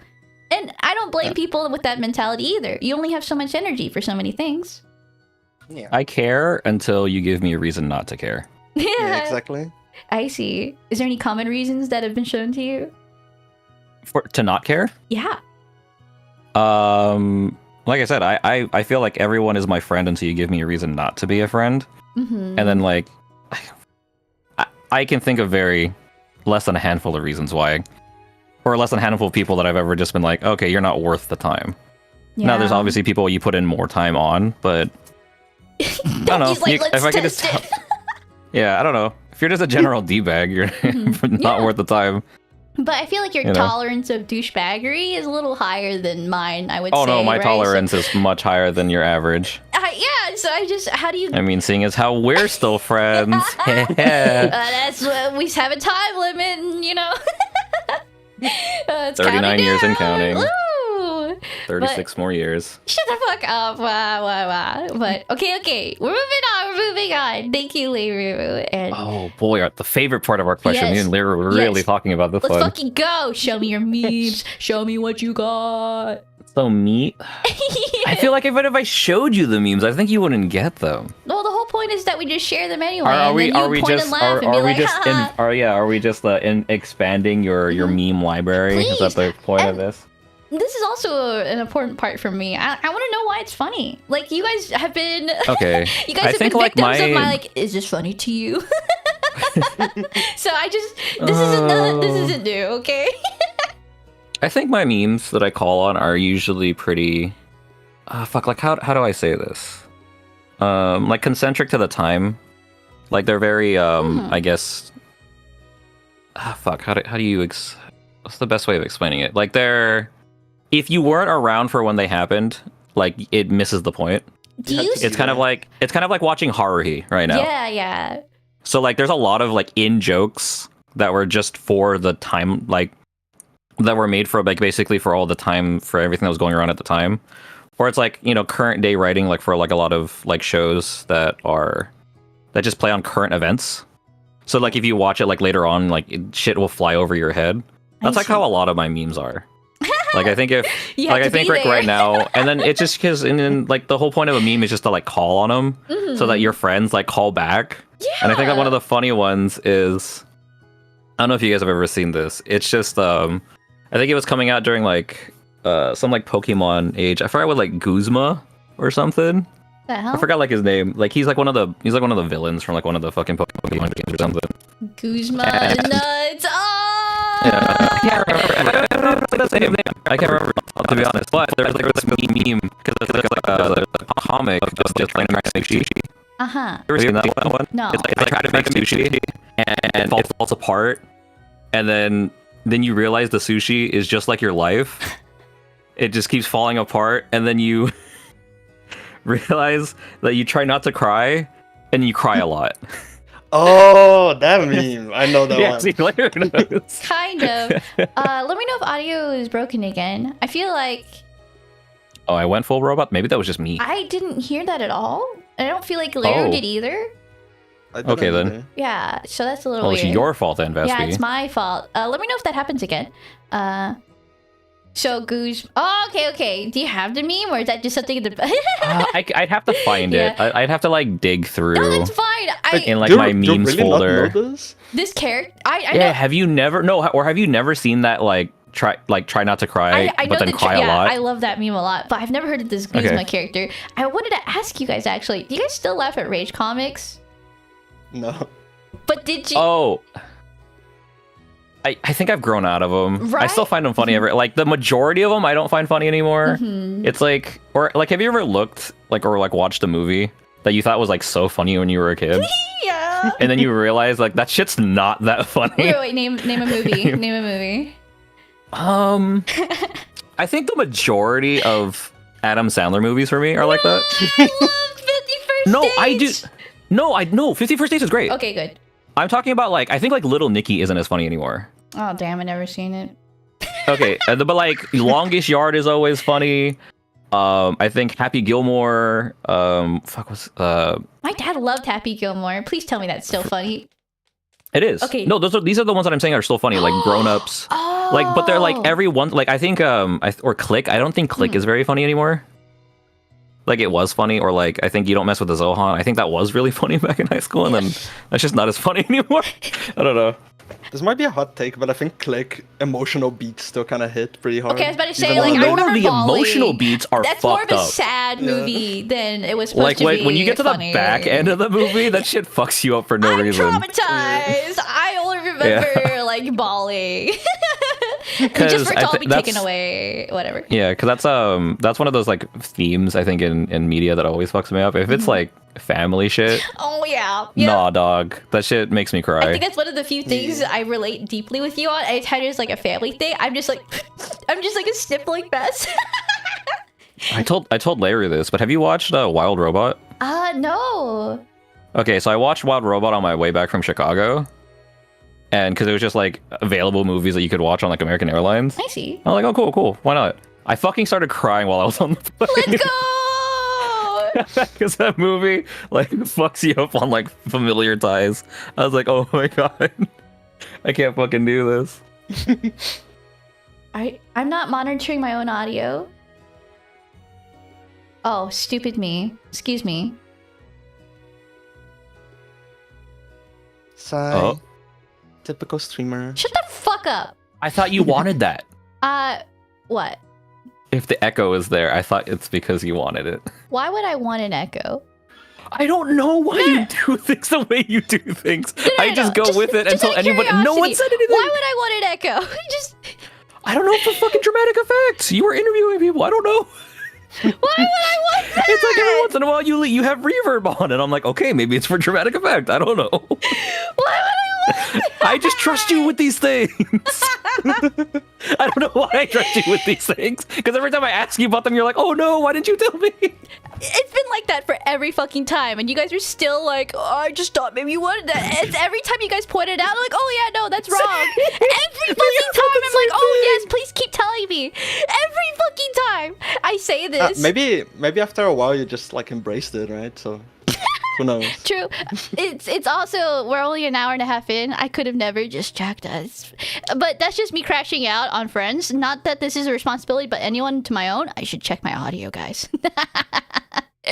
You ever review your VODs? Stop. So, yesterday I had a reading stream, and for that I had to turn on voice mod, but usually that's not on. So, now it's off, and now it's no longer heard. Oh, that's what it was. Okay, Yes. it's just lingering effects, right? Yep, so now it's turned off, and everything should be normal. I'm very sorry for that. Oh my god! This whole time! I'm fine. I'm fine. Cool. What are your memes, Leru? I like the gender one and the baby one. The gender one? Shoutouts to X Thing. That's gotta be one of my favorite genders. Oh, yeah. I love that one. I love Twin Tail Girls. Yes, one God of my bless you for favorite being one of my favorite genders. genders. It's true. That was really classy. God bless you for, fucking tan tomboys. That'd be one of my favorite genders. It just points out like a general concept, and a lot of people will just know. They'll just know and be like, "Fuck yeah!" So thank Well, goodness. see, and just type real. Real, exactly. Or that, or have you ever seen the one where like it's everyone pointing all their swords in on like one thing for like a Knights of the Round? And it's all the people like all different communities that are like, yo, fuck this one thing. Or it'll be like a really fucked up one, so it's like fucking Smash players, and then like another like group of people. And like pedophiles and just liking kids, and you're like, not like this. It's fucking memes are such a great way to comment on like, I don't know. It's social commentary. That's great. Memes are genuinely a wonderful social commentary device, and I hope that like, I don't know, it's gonna be looked back on one day, guys. It really is, just like how Rage comics are. So I wonder. It's art. It is art, but is it gonna stick around forever? I don't know. It feels really like just a evolution of something we've already made. Like, I feel like memes back then were like those comics you'd get in newspapers. Memes have existed forever, like in various forms. Yeah, from like, Saturday or like whatever, Sunday comics or whatever. Yeah, right? But would you consider those memes? Yeah, kind of. They serve the same purpose. Yeah. They were trying to do the same thing for sure, is what I would feel like, yeah. Now, like the content of them and like the formatting, obviously very different. Yeah. Also, thanks for the stretch and hydrate. I mean, if we go by the definition of memes, then like maybe there's a fucking Egyptian hieroglyphic fucking goose that is a meme. Yeah, my goose is definitely a meme. Your goose is a meme. That's one of my other favorite memes. The duck that like screams. Oh yeah. Yeah, he like bends his neck back and then just fucking. Yeah, and then it'll like it'll say I love it inhales. too when they use it to say like inherent truth or something. Memes that will be like meme in format, but actually trying to say something real actually are so funny too.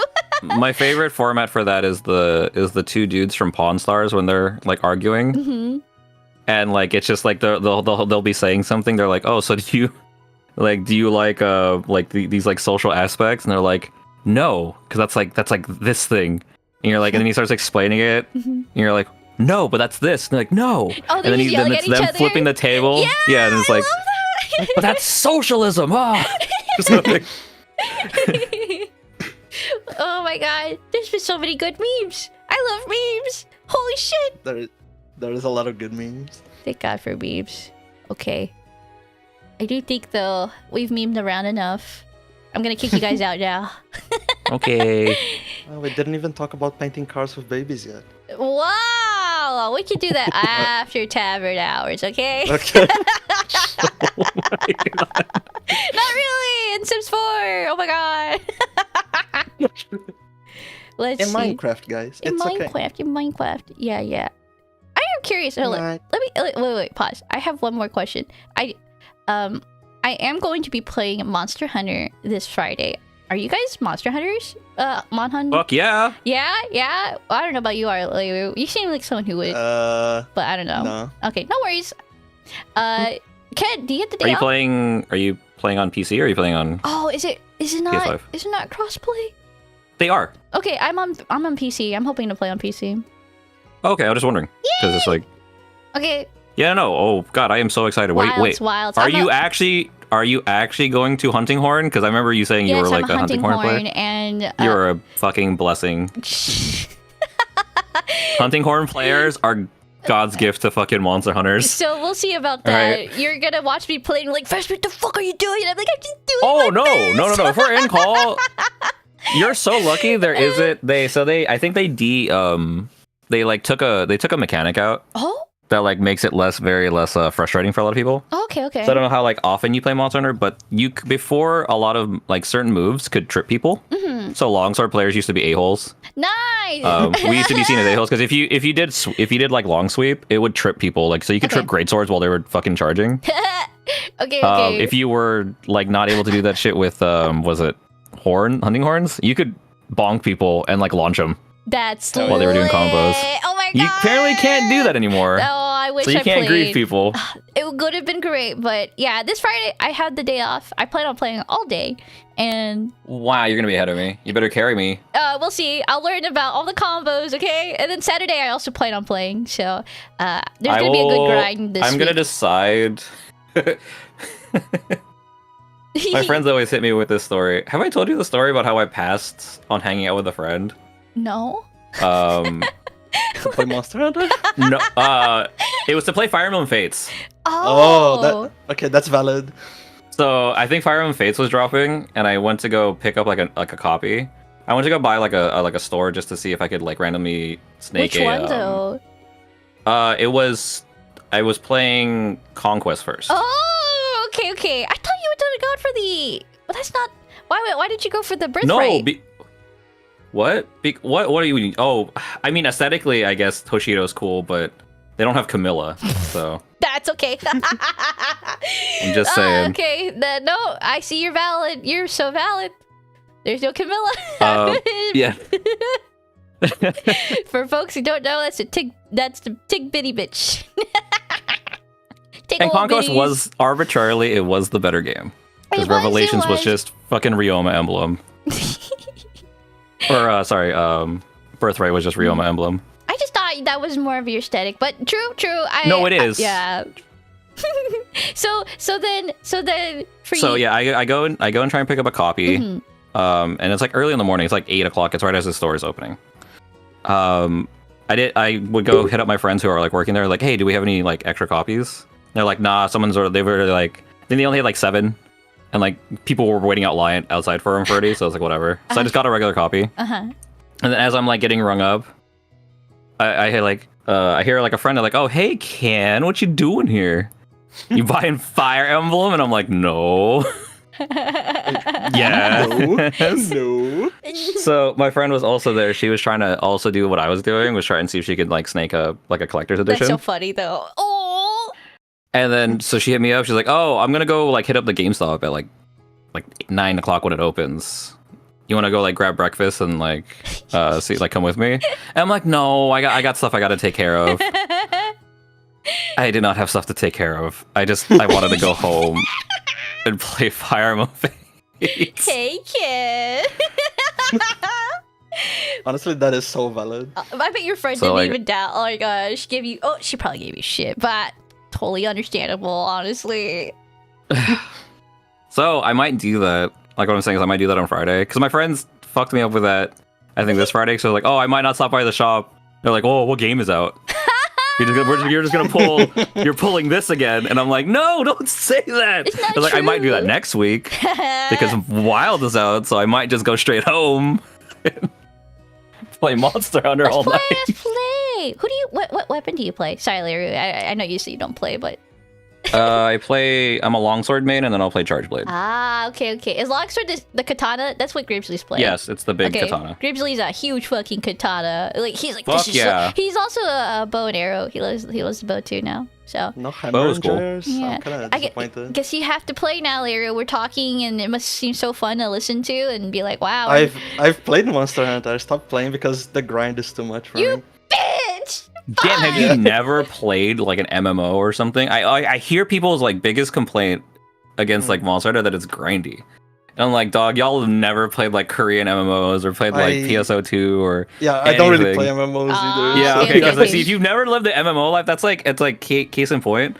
I can tell you've never played an MMO because MMOs are mad grindy by like But is a metric mile. okay. Yeah. It's a grind for like fighting games, not similar though. Like the practice room No, those are hours two completely pretty- different things. Really? Well, Grizzly See, because the grind you put it, because the grind you put in, while it is a grind, right? Yeah. The grind doesn't what is it? Like they're two completely set up, like completely different like payouts. Mhm. Yeah, When it's you that is grind in leveling a up. like yeah, right? Like when you grind for like gear versus grinding for like skill. Okay, that makes Those sense. are two completely true, like true, different, true, you know, true. I see setups. now. I get it. No Yep. hammer users, filthy fucking hammer players. But No, me, hammer players, my beloved. Hunting horn is basically hammer.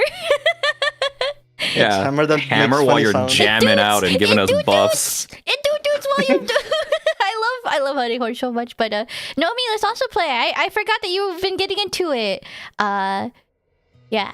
Just- Nami was playing Worlds, right? yeah, plays World. yeah. Yeah. My hammer has leveled up too much. What the fuck does that mean? Killing the monsters is The so fun bunker. that you just don't feel like you're grinding. Yeah, Leiru, but he's already played, so now we can't use that argument. No, but there definitely does feel really shitty because the only grindy part is that there will be the very rare mats that drop off of monsters that are Yep. like 1%. Yep. Yeah. But I'm And here you're for like- it. You're like, no, and the worst is when you go on hunts with friends and they're not trying to build that shit. Yeah, they start And attacking you're other parts. waiting- No, you're Oh. waiting for like the plate drop or the ruby. That's like generally like the 1% drop for like most monsters. It'll be like a plate or a ruby or something. And you'll watch like you're fighting that monster because they're just fighting it just to fight it, right? Yeah. They're not building the gear, and they'll get like 3 plate drops while you're sitting on like 0. And you're like, fuck this game. And then you're like the kid in Christmas looking through the window, be like, oh. When will it be my turn? Okay, kid. I promise I'll let you have a turn, maybe. Anyway, we'll see you after your if you're work on, day. I will be. Yeah. I will be playing. Have fuck ton Friday of it. off. I have Saturday planned. It's gonna be a long weekend, and then I'm gonna go on a break. But okay, I'll kick you guys out now. Thank you for your time. All right, bye bye. Bye. I know. Well, am I gonna talk about my answers? Is there anyone else here? I don't think there's anyone else here. Okay, I think. Yeah, I'm gonna talk about some of my stuff now, and then we're probably gonna look to end. But if you guys have, if there's any other tavern folk here that would like to answer the questions, let me know. Anyone else where tavern folk that would like to answer the questions in the VC Tavernfolk-Bar so that I can know for sure. You can hear it, are you, baby girl? Are you coming to me? Yeah.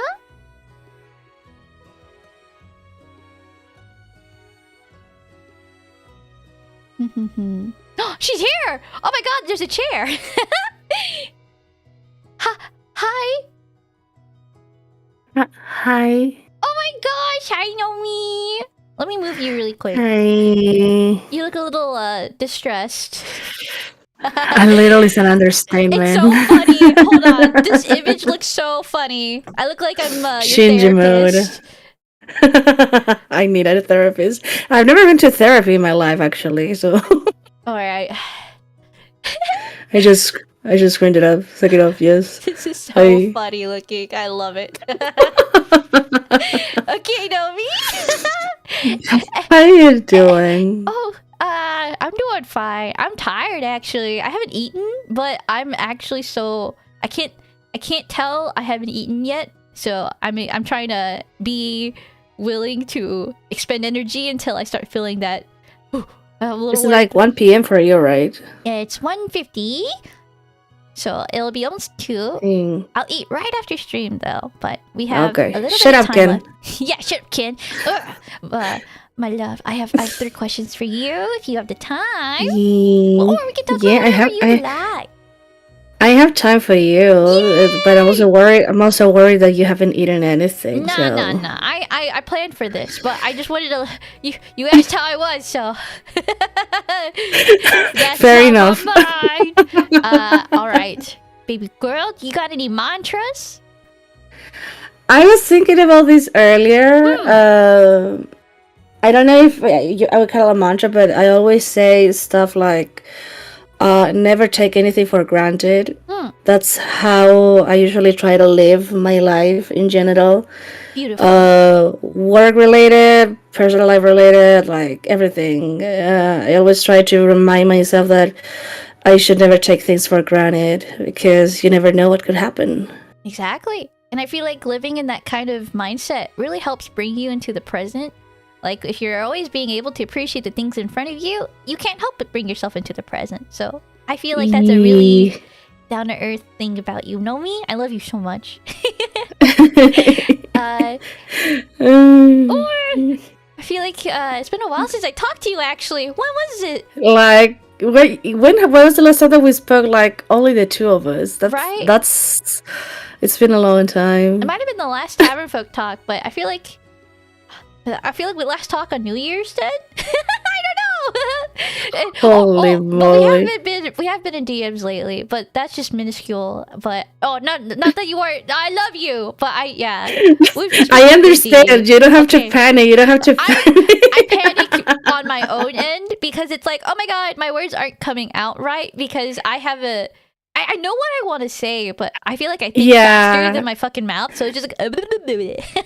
Also, I have known you for like how much time already? Like 3 years? Okay, actually, so you probably know me like the most you've known me longer, almost as long as Ken. Actually, Ken would probably be the one I can claim. So next to Ken, and then the council, and then you. I think my question to you is: Did we know each other before I became Nomi? yes. Okay, that answers my question. Yes. We. Alright. I think I first became aware of you when Mio was showcasing people's vocals on stream for Country Roads. The country. Oh my god! You were one of the first people, and I was like, oh my god! I was the first one. Yeah, you were. So I was like, oh my god, that voice is so pretty. But that was when I first heard of you. I think I had a very shitty mic back then. Well, your voice is so pretty. Oh, gorgeous. I think we didn't talk until I joined the Discord, though, and yeah. And afterwards, you joined my server. Yeah, and then the rest is history. History. No, seriously, I don't remember what happened after that. A lot has happened, so I would be surprised if you remember at least if you remember half of it. I would be really surprised because I know, right? There's way too much history there. I feel like, man, and we still. I need to hug you personally. What the fuck? I'm so glad. I'm so glad, Nomi, that you're here. I just want that to be known. You've been through so much with us, and you've been so open about it, and in your own way. And also, you're just so sweet, and you motivate me to make a good community. I love your community, and I love the people in your community. I love the people you surround yourself with. God bless you.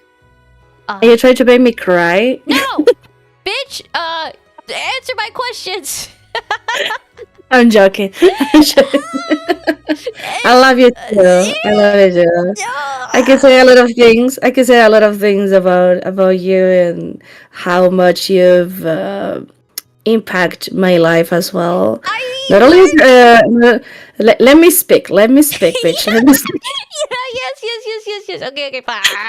Not only as a content creator, like I still have issues calling myself a content creator sometimes, but I think you're probably one of the most fun people I have met in my life. Like, okay, I think I got it together now. Like in the past, like before, but when we are still like getting to know each other. Don't hide from. Don't hide. Don't take away my comfort. Just look away. Keep talking. Okay. I think that when we were like getting to know each other, yeah, we were still like maybe both of us have had like our guards up or something like that, because that's what I do when I meet someone new. However, as time went by, I realized that there was something special about you that really, like, how can I describe this? It's like it really made me want to, relax and just tell you what I feel and how I feel, you know. Cutie. It was like that. So I have told you multiple times that I love you, both in DMs and VC as well. And yeah, when I said that you're my confidant, that I can talk to you about anything, I really meant that, because I don't have someone like that IRL. So just know that's how much you mean to me, basically. Oh my god! Yeah. I love you so much. You have no. That's incredible to me, and I think there's just like you are genuinely one of the most lovable people I feel like I could ever come across. And you are just one of the most willing to love people I've ever met. Like, if there's a way someone is going to feel loved, you are going to do your best to learn that and then let them know. Like, you are just so willing to love, and that's beautiful. I respect that so much about you. You have a beautiful, beautiful aura that welcomes everyone, and it's so fun. And I just, it's so cool. I love you, and I'm so glad that I can do that for you. I had no idea. Well, I had a little bit of an idea. I lurked at your streams. Go! Stop talking about me. You're so cute. You embarrass me. But I'm fine.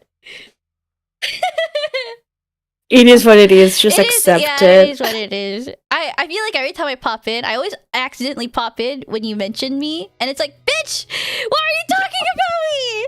But it's fine. It's fine. Yeah. You have a lovely eye for people, so I hope that you can take confidence in that, and that's all on you. You invited me to your server, so thank you for having me. The way it started, it's kind of funny. I still remember yeah, that. for sure. Well, it's still going on to this day. I feel like what a wife round of wives you've collected. I mean, I'm no longer Yai's wife. She divorced everyone, so Oh, is that how it happened? Okay. yeah. In my heart, our connections are still there. Yes, me having my own wives is a separate matter. I see. You were just living on the spirit. It can be helped. It can be helped, exactly. Someone has to have a harem of cute girls, and it's not going to be me. I hope it's you. Apparently it is. Mia, don't bite me. Oh, And shit. cats, She's. What happened? Okay. You silly kitty. There you go. Okay, I have a question for you, my love. How do you learn? Okay. How do you learn from a mistake? Oh. Where do I start? I think this happens to maybe lots of people, not everyone, hopefully, but I'm the type of person that learns from my own mistakes when I actually make the mistake. It's like a part of me, it's like I know that I shouldn't do that, but I do it anyway sometimes. What? Why shouldn't you? Like like it's like all alarms go off in my brain. Is like, if you do this, if you carry on with this could happen, and it might end up being a mistake. I see. Okay. Okay, you're just warning Yeah. yourself. I see. Yes, exactly. Like, I'm aware of the risks. I'm aware of the potential consequences. Right. But there are times in which I'm too impulsive and I end up doing that anyways, despite all the warnings and stuff like that. And so I think it hits me harder when I realize, oh, sheesh, yeah. I shouldn't have done. I should have listened to my own gut. Let's say Your own intuition. I should have done myself. But yeah, it depends. It's not all the time. I think. Okay, so I think lots of my mistakes from when I was a teenager or younger, at least, or in my 30s. When I was younger. Really helped me like know how to limit myself or how to balance things in certain areas. I'm talking about the emotional side of things, like Right. relationships, romantic relationships, specifically. Yeah. And but yeah, I think I'm the type of person to learn from my own mistakes when sometimes I end up falling into them, or when I meet people that have gone through similar situations. So I'm like, okay, so this played out in this way for this person. I better get away from that, Yeah.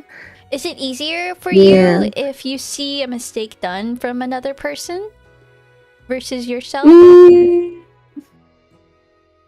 It's like a matter of perspective, I would say, but Mhm. it's like, I don't know. It's like I'm. No, that's fine. I love it. You're thinking It's out like- loud. It's okay. It's like I'm dumb when it comes to certain things. It's like, okay, if you're smart enough to know what could happen, why do you do it anyways? Like, how impulsive can you be? That's how I am sometimes. And a lot of things have come into my mind right now. I cannot say them out loud, of course. But I'm like, oh yeah. Okay. There's a lot of things I want to comment on here, but girl, you're so silly.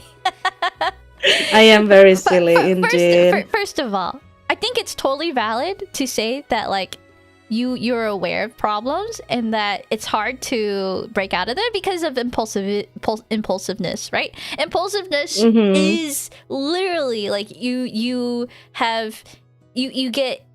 get thoughts of things you want to do, and there's no second thought on that. Like, you just do it. That's what an impulse is. Yeah. I think for when impulses often lead to mistake, I think at that point, that's like, how do you control your impulses, right? Like, impulses are oftentimes things that are triggered by like other things, or there are Mhm. environments where impulses can only occur in. So I'm no psychologist, I'm no therapist, but if you feel like it's hard Welcome to my therapy session. yeah, I mean, you look like you're here for a fucking therapy session. What the hell? Let me just bring out my clipboard.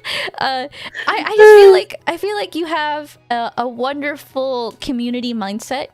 It's always easier to do things with another person next to you, in my mind, and I feel like you would be someone I would love to have next to me doing shit. So, I feel like if that's what it takes, then maybe that's what it takes to just maybe have someone also like poke you for things. It's okay to ask for help. I agree, though. Maybe eventually the goal is to do it on your own, but I love you. I don't care. That's all. I'll do what it takes. So fuck you. It's kind of funny to me that the responsibility is I love you. Yeah. I was like, I don't know. There's no good way to justify it because these are things that people embark on their own for their own sake. But for me to be here to be like, oh yeah, I'll help you.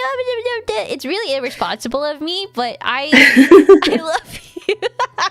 I don't care. So I gotta say that. Sorry to interrupt you. I gotta say that. now that I remember, I think most of those mistakes that I considered them mistakes because there was like a consequence afterwards involve someone else. Yes. You know, like me being with someone else in that situation. Yeah. So now that I live by myself, I of course do not fall into those mistakes anymore. Because there's no reason for me to be impulsive regarding that. Like, I would have to actually travel and visit someone to make mistakes. She would need someone to be in trouble with. And I am too lazy nowadays for that, to be honest. Hag, you boomer! You did not just say that. Oh my god. I'm too lazy for that. I love you. You are not. But I will say, I used to be kind of a menace in my university days. I remember it's like I lost a spark in there. It was pretty mischievous as well with my group of friends. Yeah, man. you really mellowed out, huh? It's like I left all my youth days behind me. I have an idea for like offline small talk hours. Would you be down to like have an edited session of that, of you just talking about your stories? Like an off. What do you mean with off? My bad. So most small talks are on stream, right?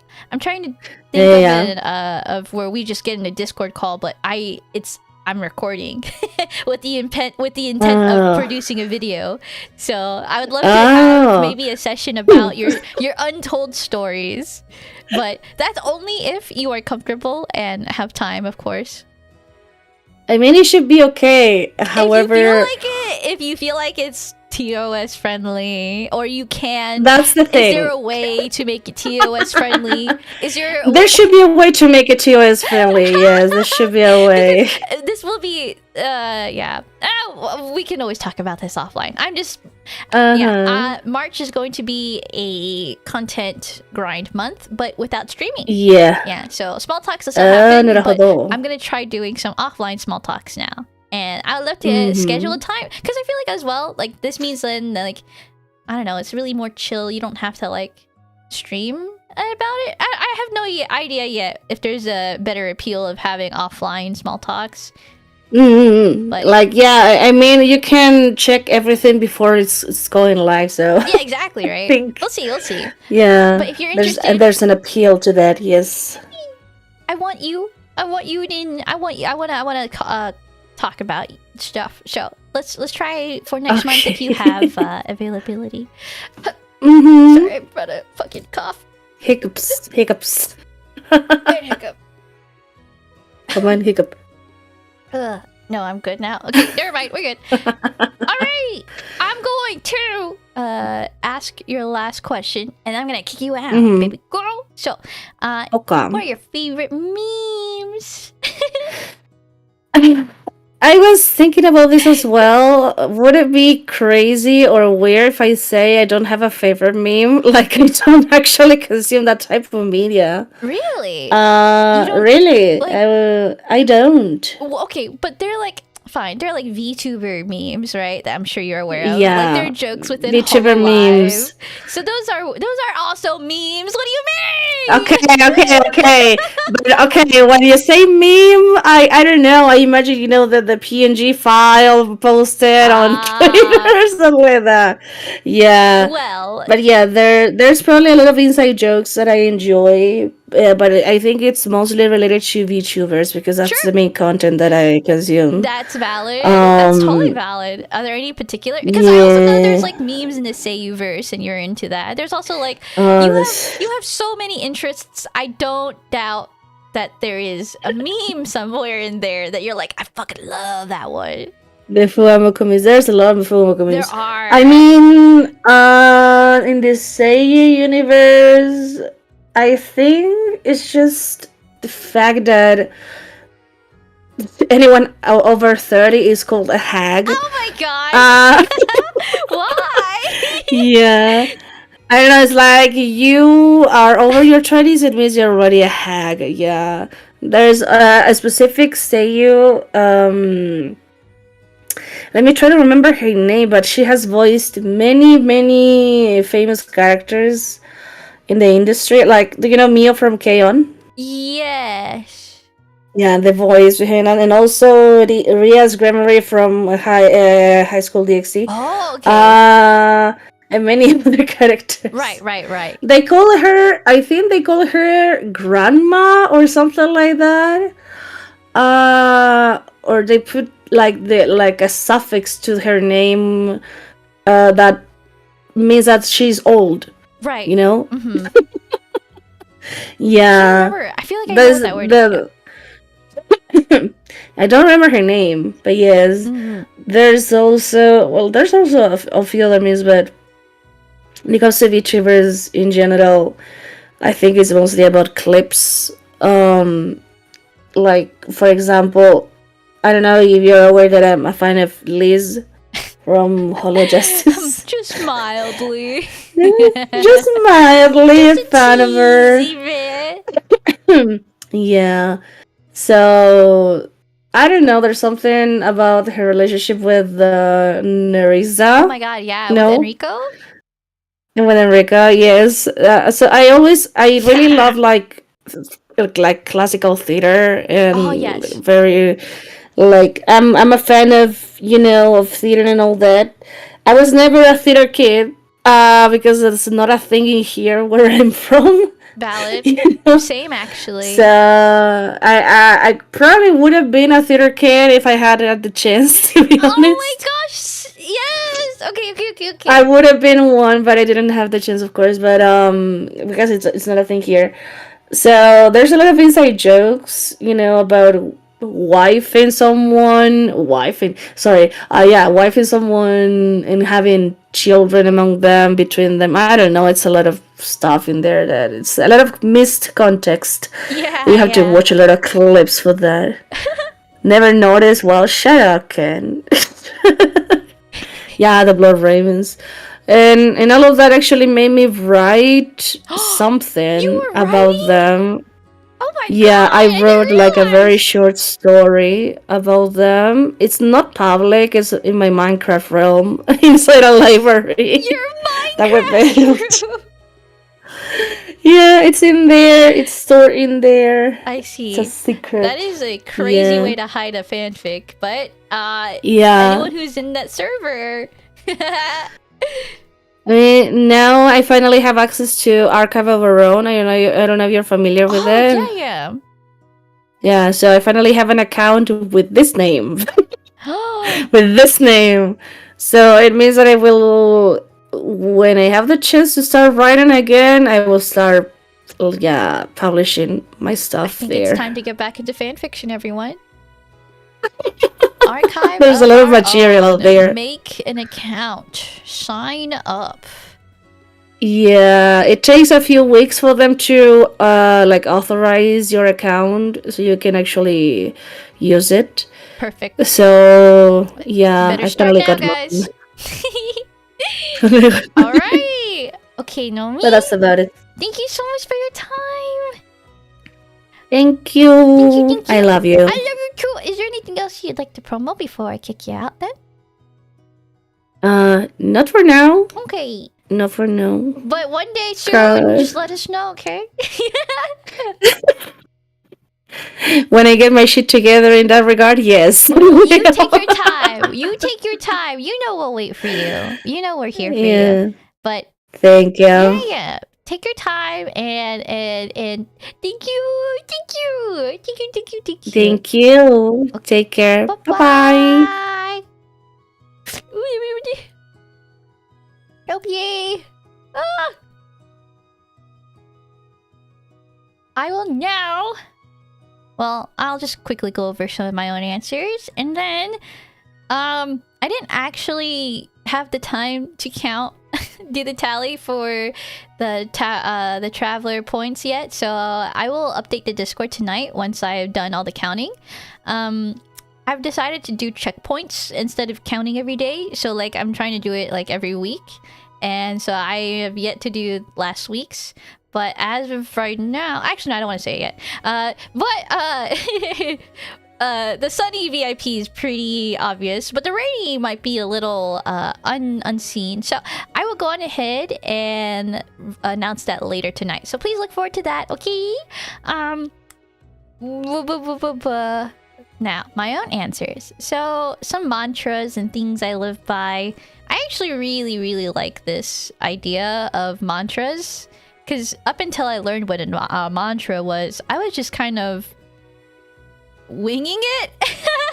I was just basically living by whatever felt right at the time. And it always confused me. It always even, like, pissed me off that there were just so many conflicting wise words. Like, there's just a really nice wise saying, and then there'd be another one, but then they would both, like, be contradicting. And then that's when I started learning about conditional conditional clauses and making things exceptions and stuff. So creating a like graph and dichotomy of like when things are appropriate to apply in this situation or that. Like, mantras have really saved me a lot of heartache because there's just a lot of things you can avoid if you just know if you know how to avoid it. And I think I avoid a lot with using some mantras. I think when I wrote these down, Grimsley like told me, I don't know if you should be writing that down, but fuck it, why not? Maybe this might help people. Maybe it might even tell people what not to do. But, right. I actually have a list like Leru said, but my list is physical and in front of me. And so I'll probably just pick and choose some of the ones that I feel the most confident about. But if you guys really want to see the full list, it's in my tier 3 server. Whoa, shameless plug. Right. I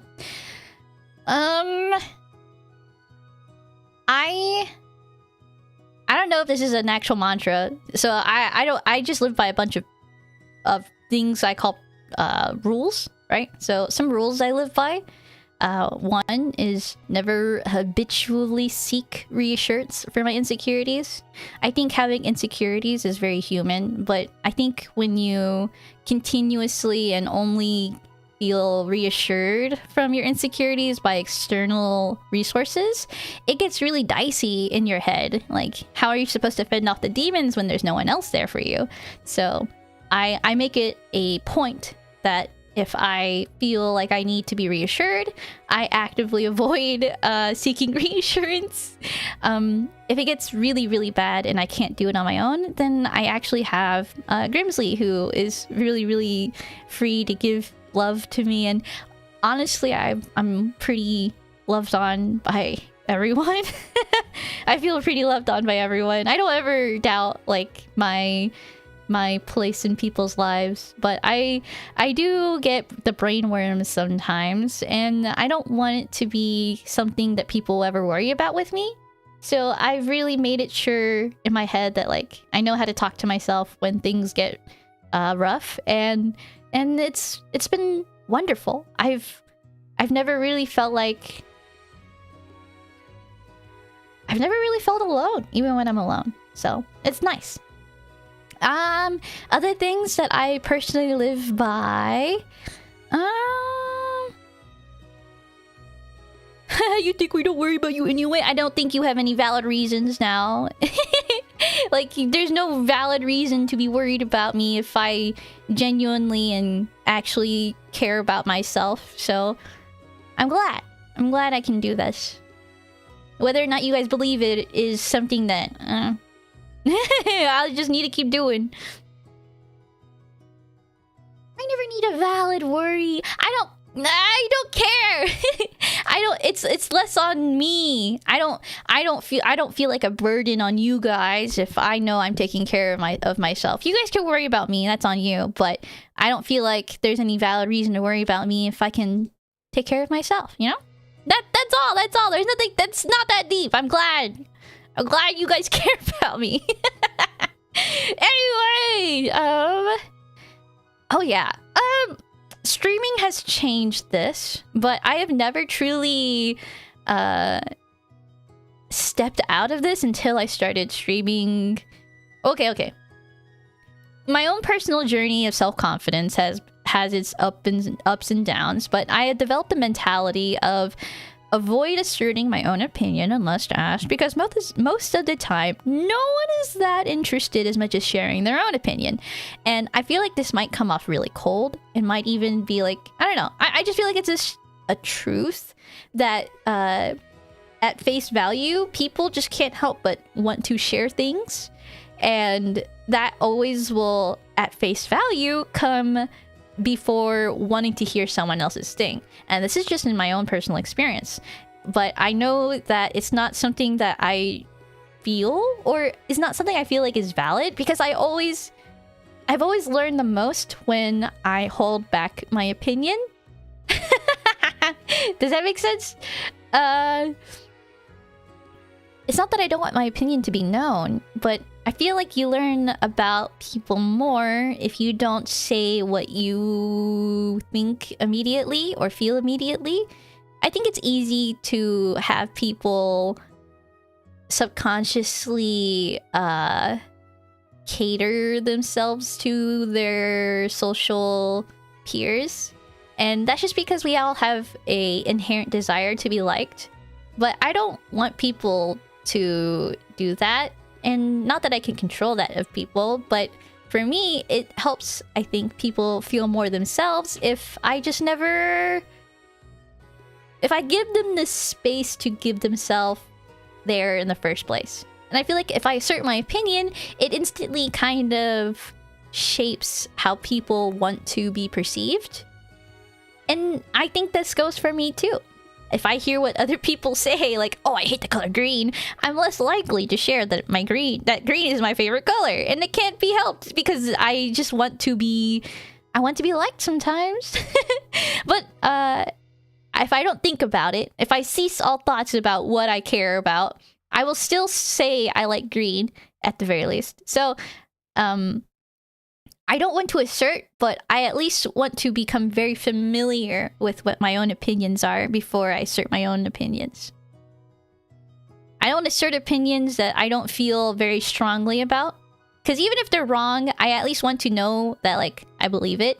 And if there's something that might be wrong, the logic that I've built up to believe it is very carefully constructed. Or at least, like, I can carefully break down in a way that makes myself absorb it in a different way. I don't know. Anyway, I just have a lot of thoughts about when you should share yourself when you meet people. And I think when I first meet people, I tend to hold back a lot. And it saved me a lot of heartache. Some people out themselves before you even say anything to you. I've met some real bad actors just because I didn't say I knew someone, for instance, and that just was that's been a social journey as well. Oh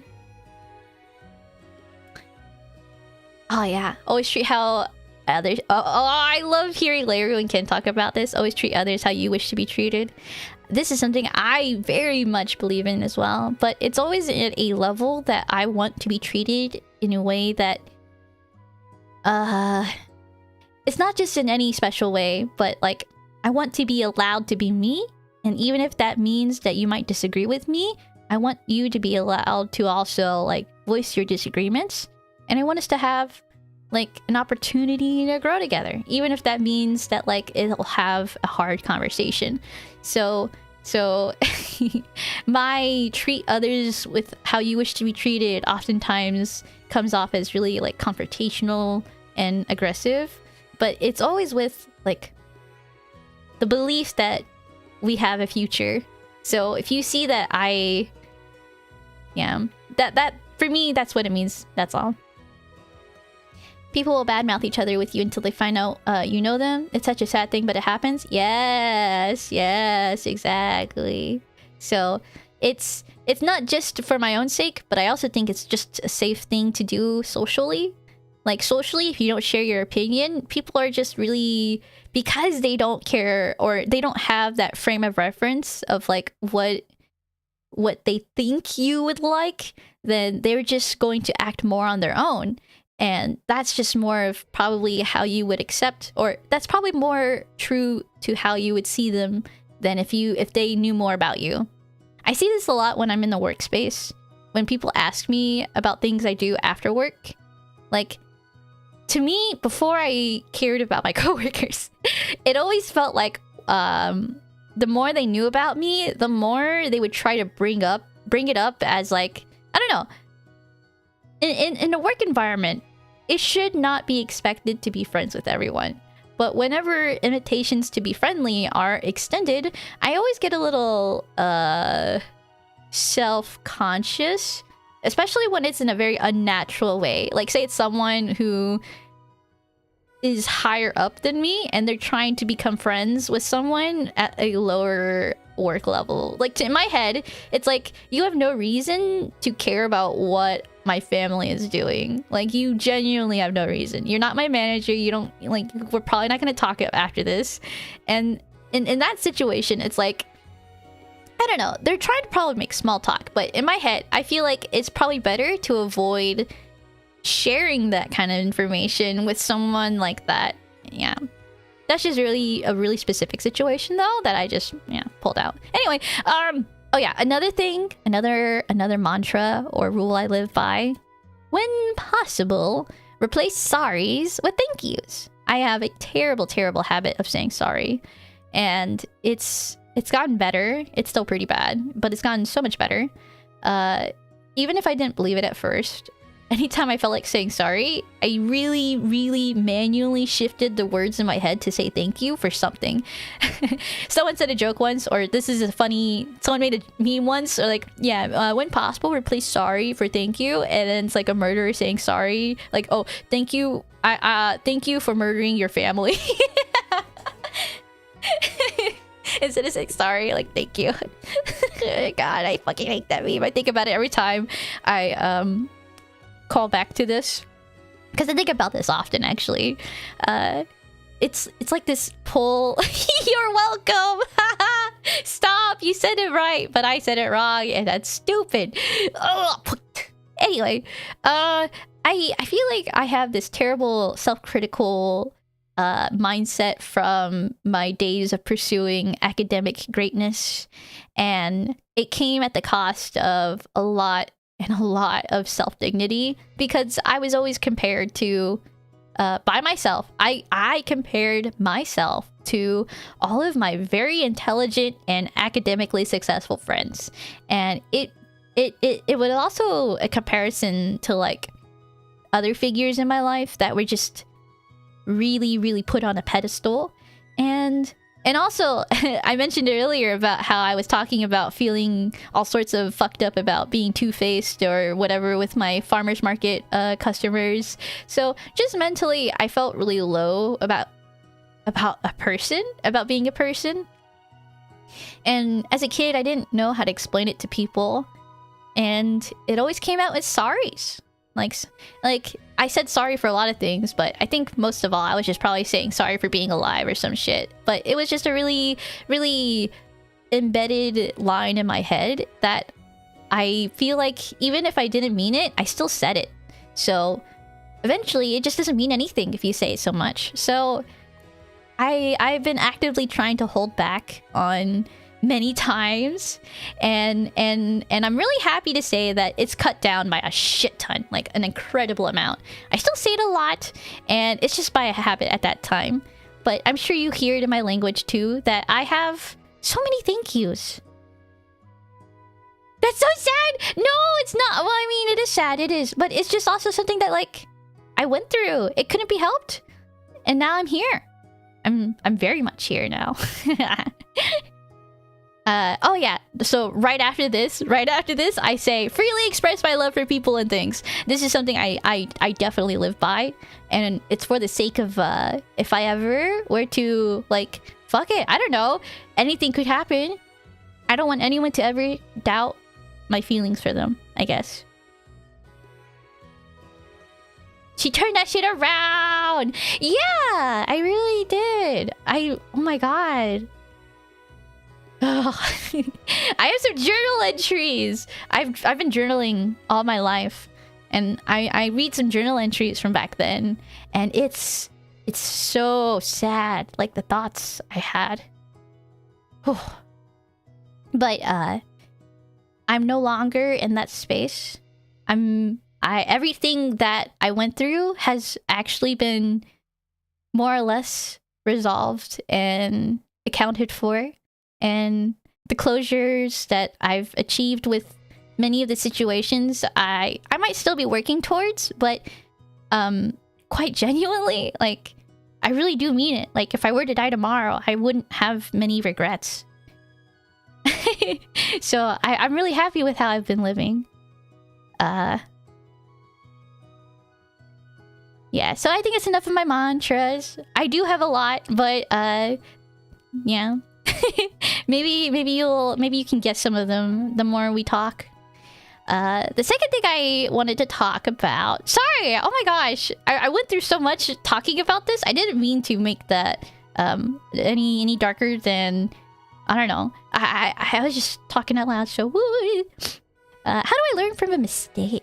I loved everyone's answers for this because it really does reflect what I was hoping to hear. Because for me, I do focus a lot on mistakes in my life, as I'm sure a lot of people do.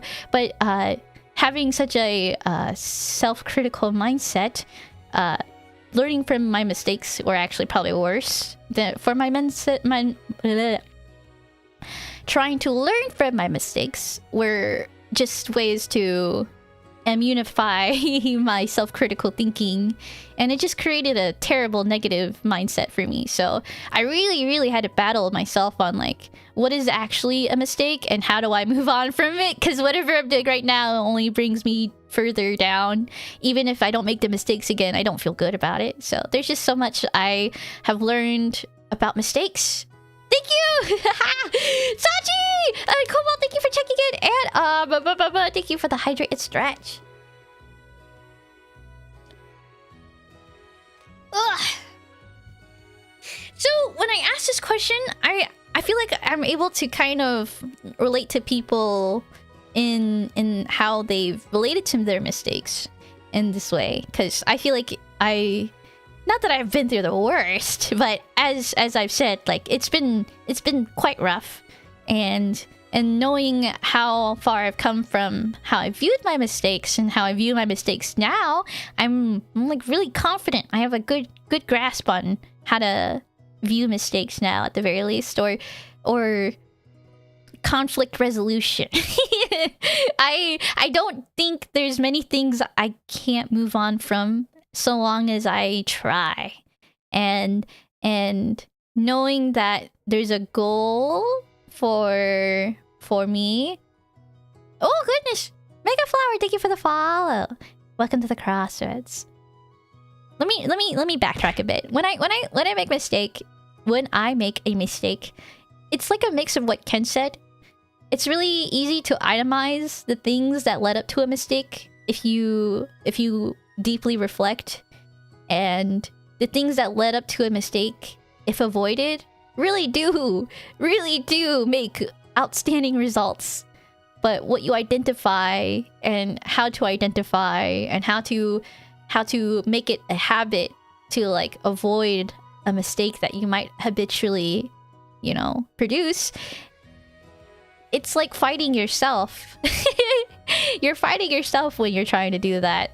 And I think when we make mistakes, what Lexi said is the most important thing, I think, for people to know. Making mistakes doesn't make you a bad person. And I think another step further from that is how you move on from a mistake is how you can be judged as a person, though. And I always hope that if I ever make mistakes, I will only be seen for what I try to do past it, and not for the mistakes I've done. For just them, I guess. I could be judged for it, of course, but, like, if I'm only gonna be judged for it and not the things I'm doing to remedy it, then that sucks. That really sucks. But yeah, you can't always control how people view you. So it's more of me trying to make sure that within myself, I prove to myself that like I'm trying to learn from it. I'm not really answering anything like everyone else because I feel like everyone has already said it, but this is just me speaking out loud on like spiritually.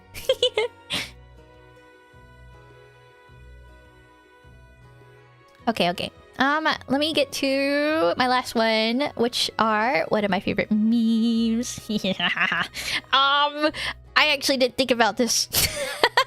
Let me think. I actually love all kinds of memes. I don't really like TikTok, but Vine for some reason has always been something that lives rent free in my head. Like very so many different Vines. I feel like me and my friends have quoted all of our lives. And so even if we had not engaged with conversation with each other in a long time, we will just like, how are they different? I don't know what to tell you. I feel like TikTok just feels more lower quality, but with Vines, there was a lot more creative skits involved. I feel like with TikTok, I just see a bunch of people living their life. But I will say, first of all, I did only watch Vines with friends, and I never personally went on Vine myself. And this is the same with TikTok. So I'm only comparing this with like the media that is shown to me. The Vines shown to me were just so much better than whatever TikToks are shown to me, man. I don't know.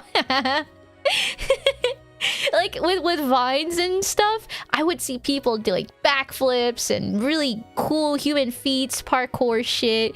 But with TikTok now, I just see a bunch of like people selling products and people it's a little sus sometimes. And also my TikTok feed isn't curated, so I think TikTok is supposed to be curated, so you're supposed to scroll and like and shit, and after a while it's like all the content that you like. But for me, for someone who doesn't have that algorithm just immediately given to me and just scrolling through TikTok, I just get a bunch of shit that I'm like, I'm good.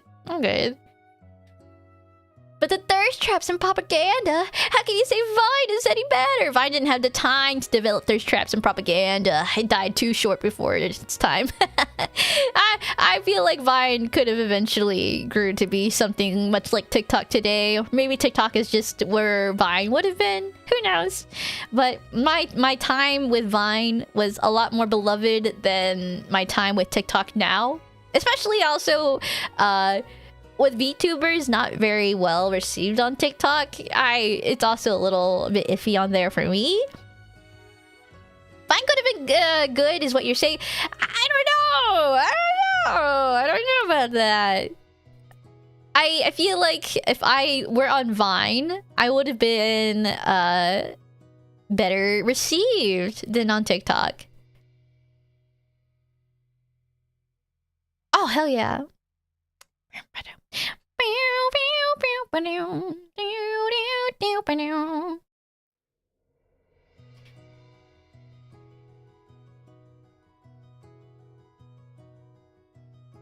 Okay. Wait, no. Is that a valid answer? Yes, my favorite memes were Vine. If I were to say any specific Vine, I love the Poseidon one. There's this guy fucking neck deep in sand, and he's like shouting at the camera. No, wait, what is this Vine? Hold on, let me go look it up. I think it's a silly Vine. These two dudes at the beach. This guy is buried neck deep and he's yelling at the ocean. The very idea of making that kind of video just sounds so funny to me. Dude, what if, now hear me out, what if I buried you and you just pretended you were hotter shit than Poseidon? How do you even pitch that? How do you even pitch that? Ugh. Oh, I've seen that one as a part of a meme compilation. Yes. Come On Eileen is a banger, by the way. Thank God. I love it. I love even though this song is a little bit of a degenerate song, it's such a banger. I'm so glad you like the covers. If you guys would like the playlist, let me go on ahead and link it. Because I do not claim ownership for any of these songs. I am the sand guardian and guardian the sand. Poseidon quivers before him. Fuck you. Oh, it's so funny. You know, I just love how Vines were so much more, like, for the lack of a better term, cinematic. Not that editing is any different, but it just felt like skits. Like, Vines feel like skits, and TikToks just feel like clips. I don't know. Does that make sense? I wish content made sense, guys. I quote Vines at least once a day. Thank goodness we have that era still living and breathing. No? Fuck you, Ken. I don't give a shit what you think. Alright. I'm gonna post my schedule now. So, we have this week 4 streams. And then I will probably be going on a month-long break. Debated. No, not really a month-long break. Small talks will still happen, but that's just about it. Small talks are my VTuber interview podcast episodes, and I have a couple scheduled in March. The next one is March 8th, which is with our couple VTuber, Mistakenly Sci-Fi. The duo is a artist gamer duo, and they're a bubbly bunch. I really can't wait to touch back base in English.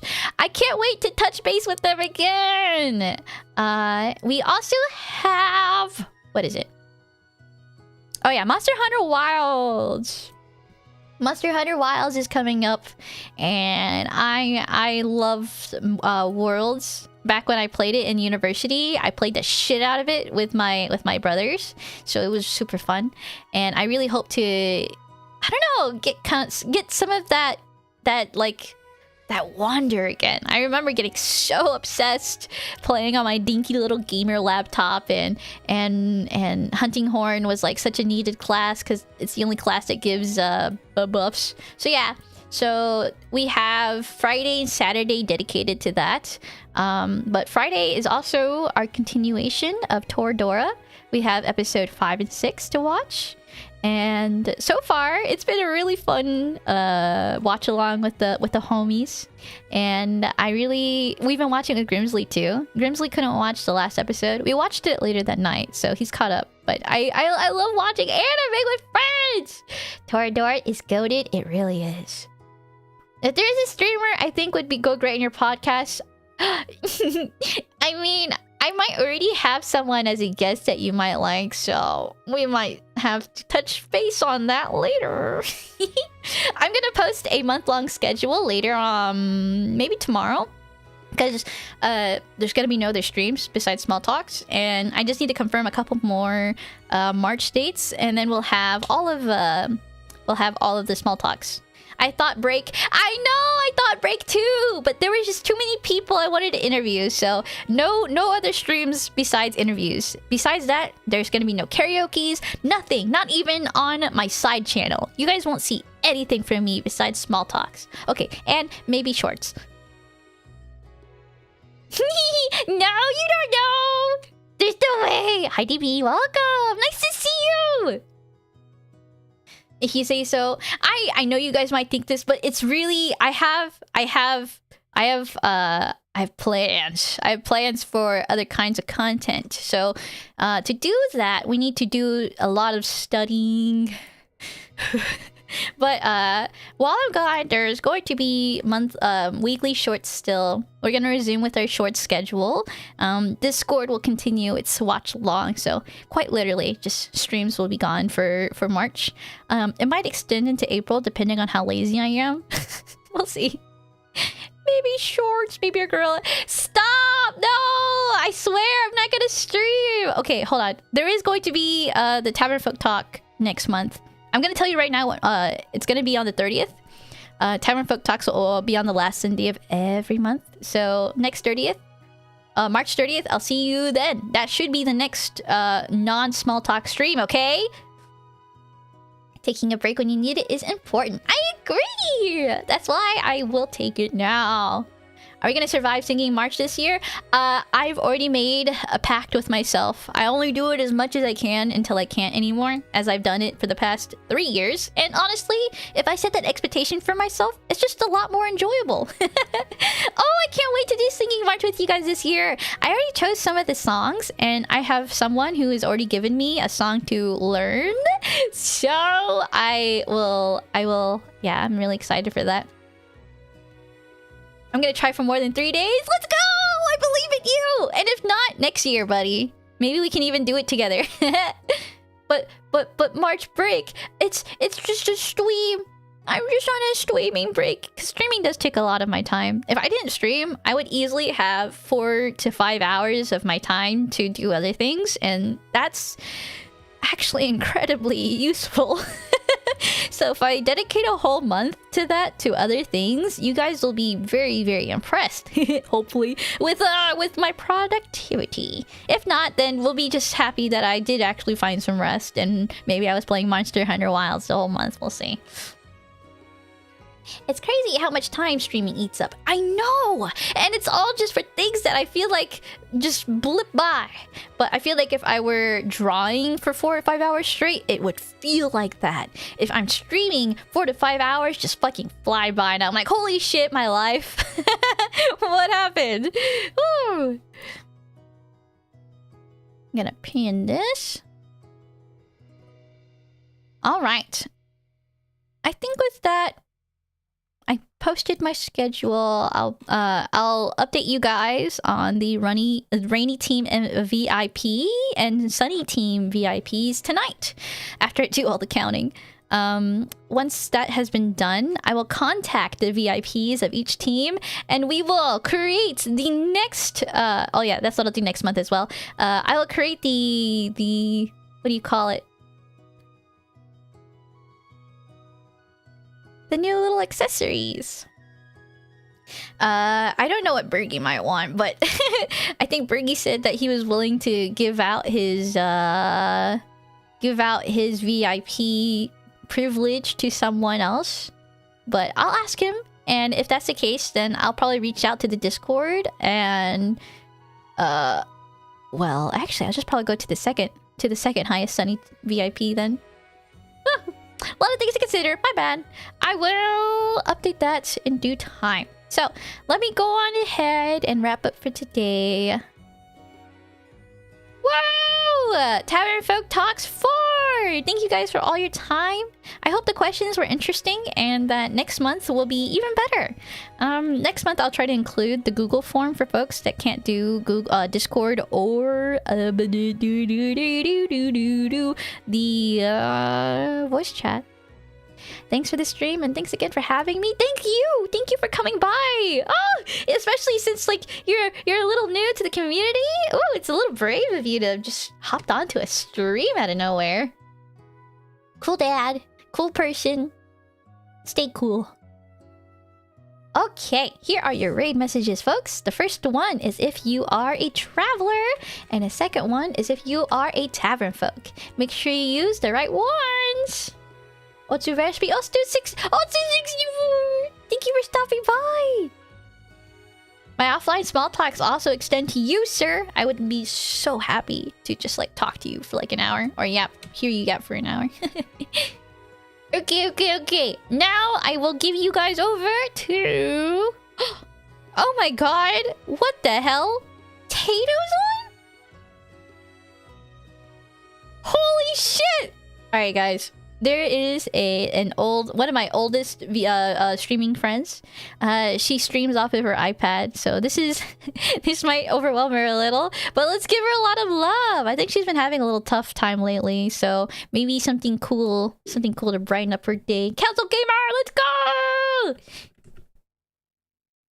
go! Potato Proshki. I believe in you and believe you'll heal and get what you need to get done. Yes, sir! As always. As I've done for so long. You know what? Let me leave you guys on actually my high school quote. My high school senior quote is but of all the magic I've known, I've had to make myself. a little edgy thing I think I've done, but it was just because I felt like all of the shit I've gone through was because of my own pure will. So, thank you guys for seeing me. Okay, bye-bye! You're gay!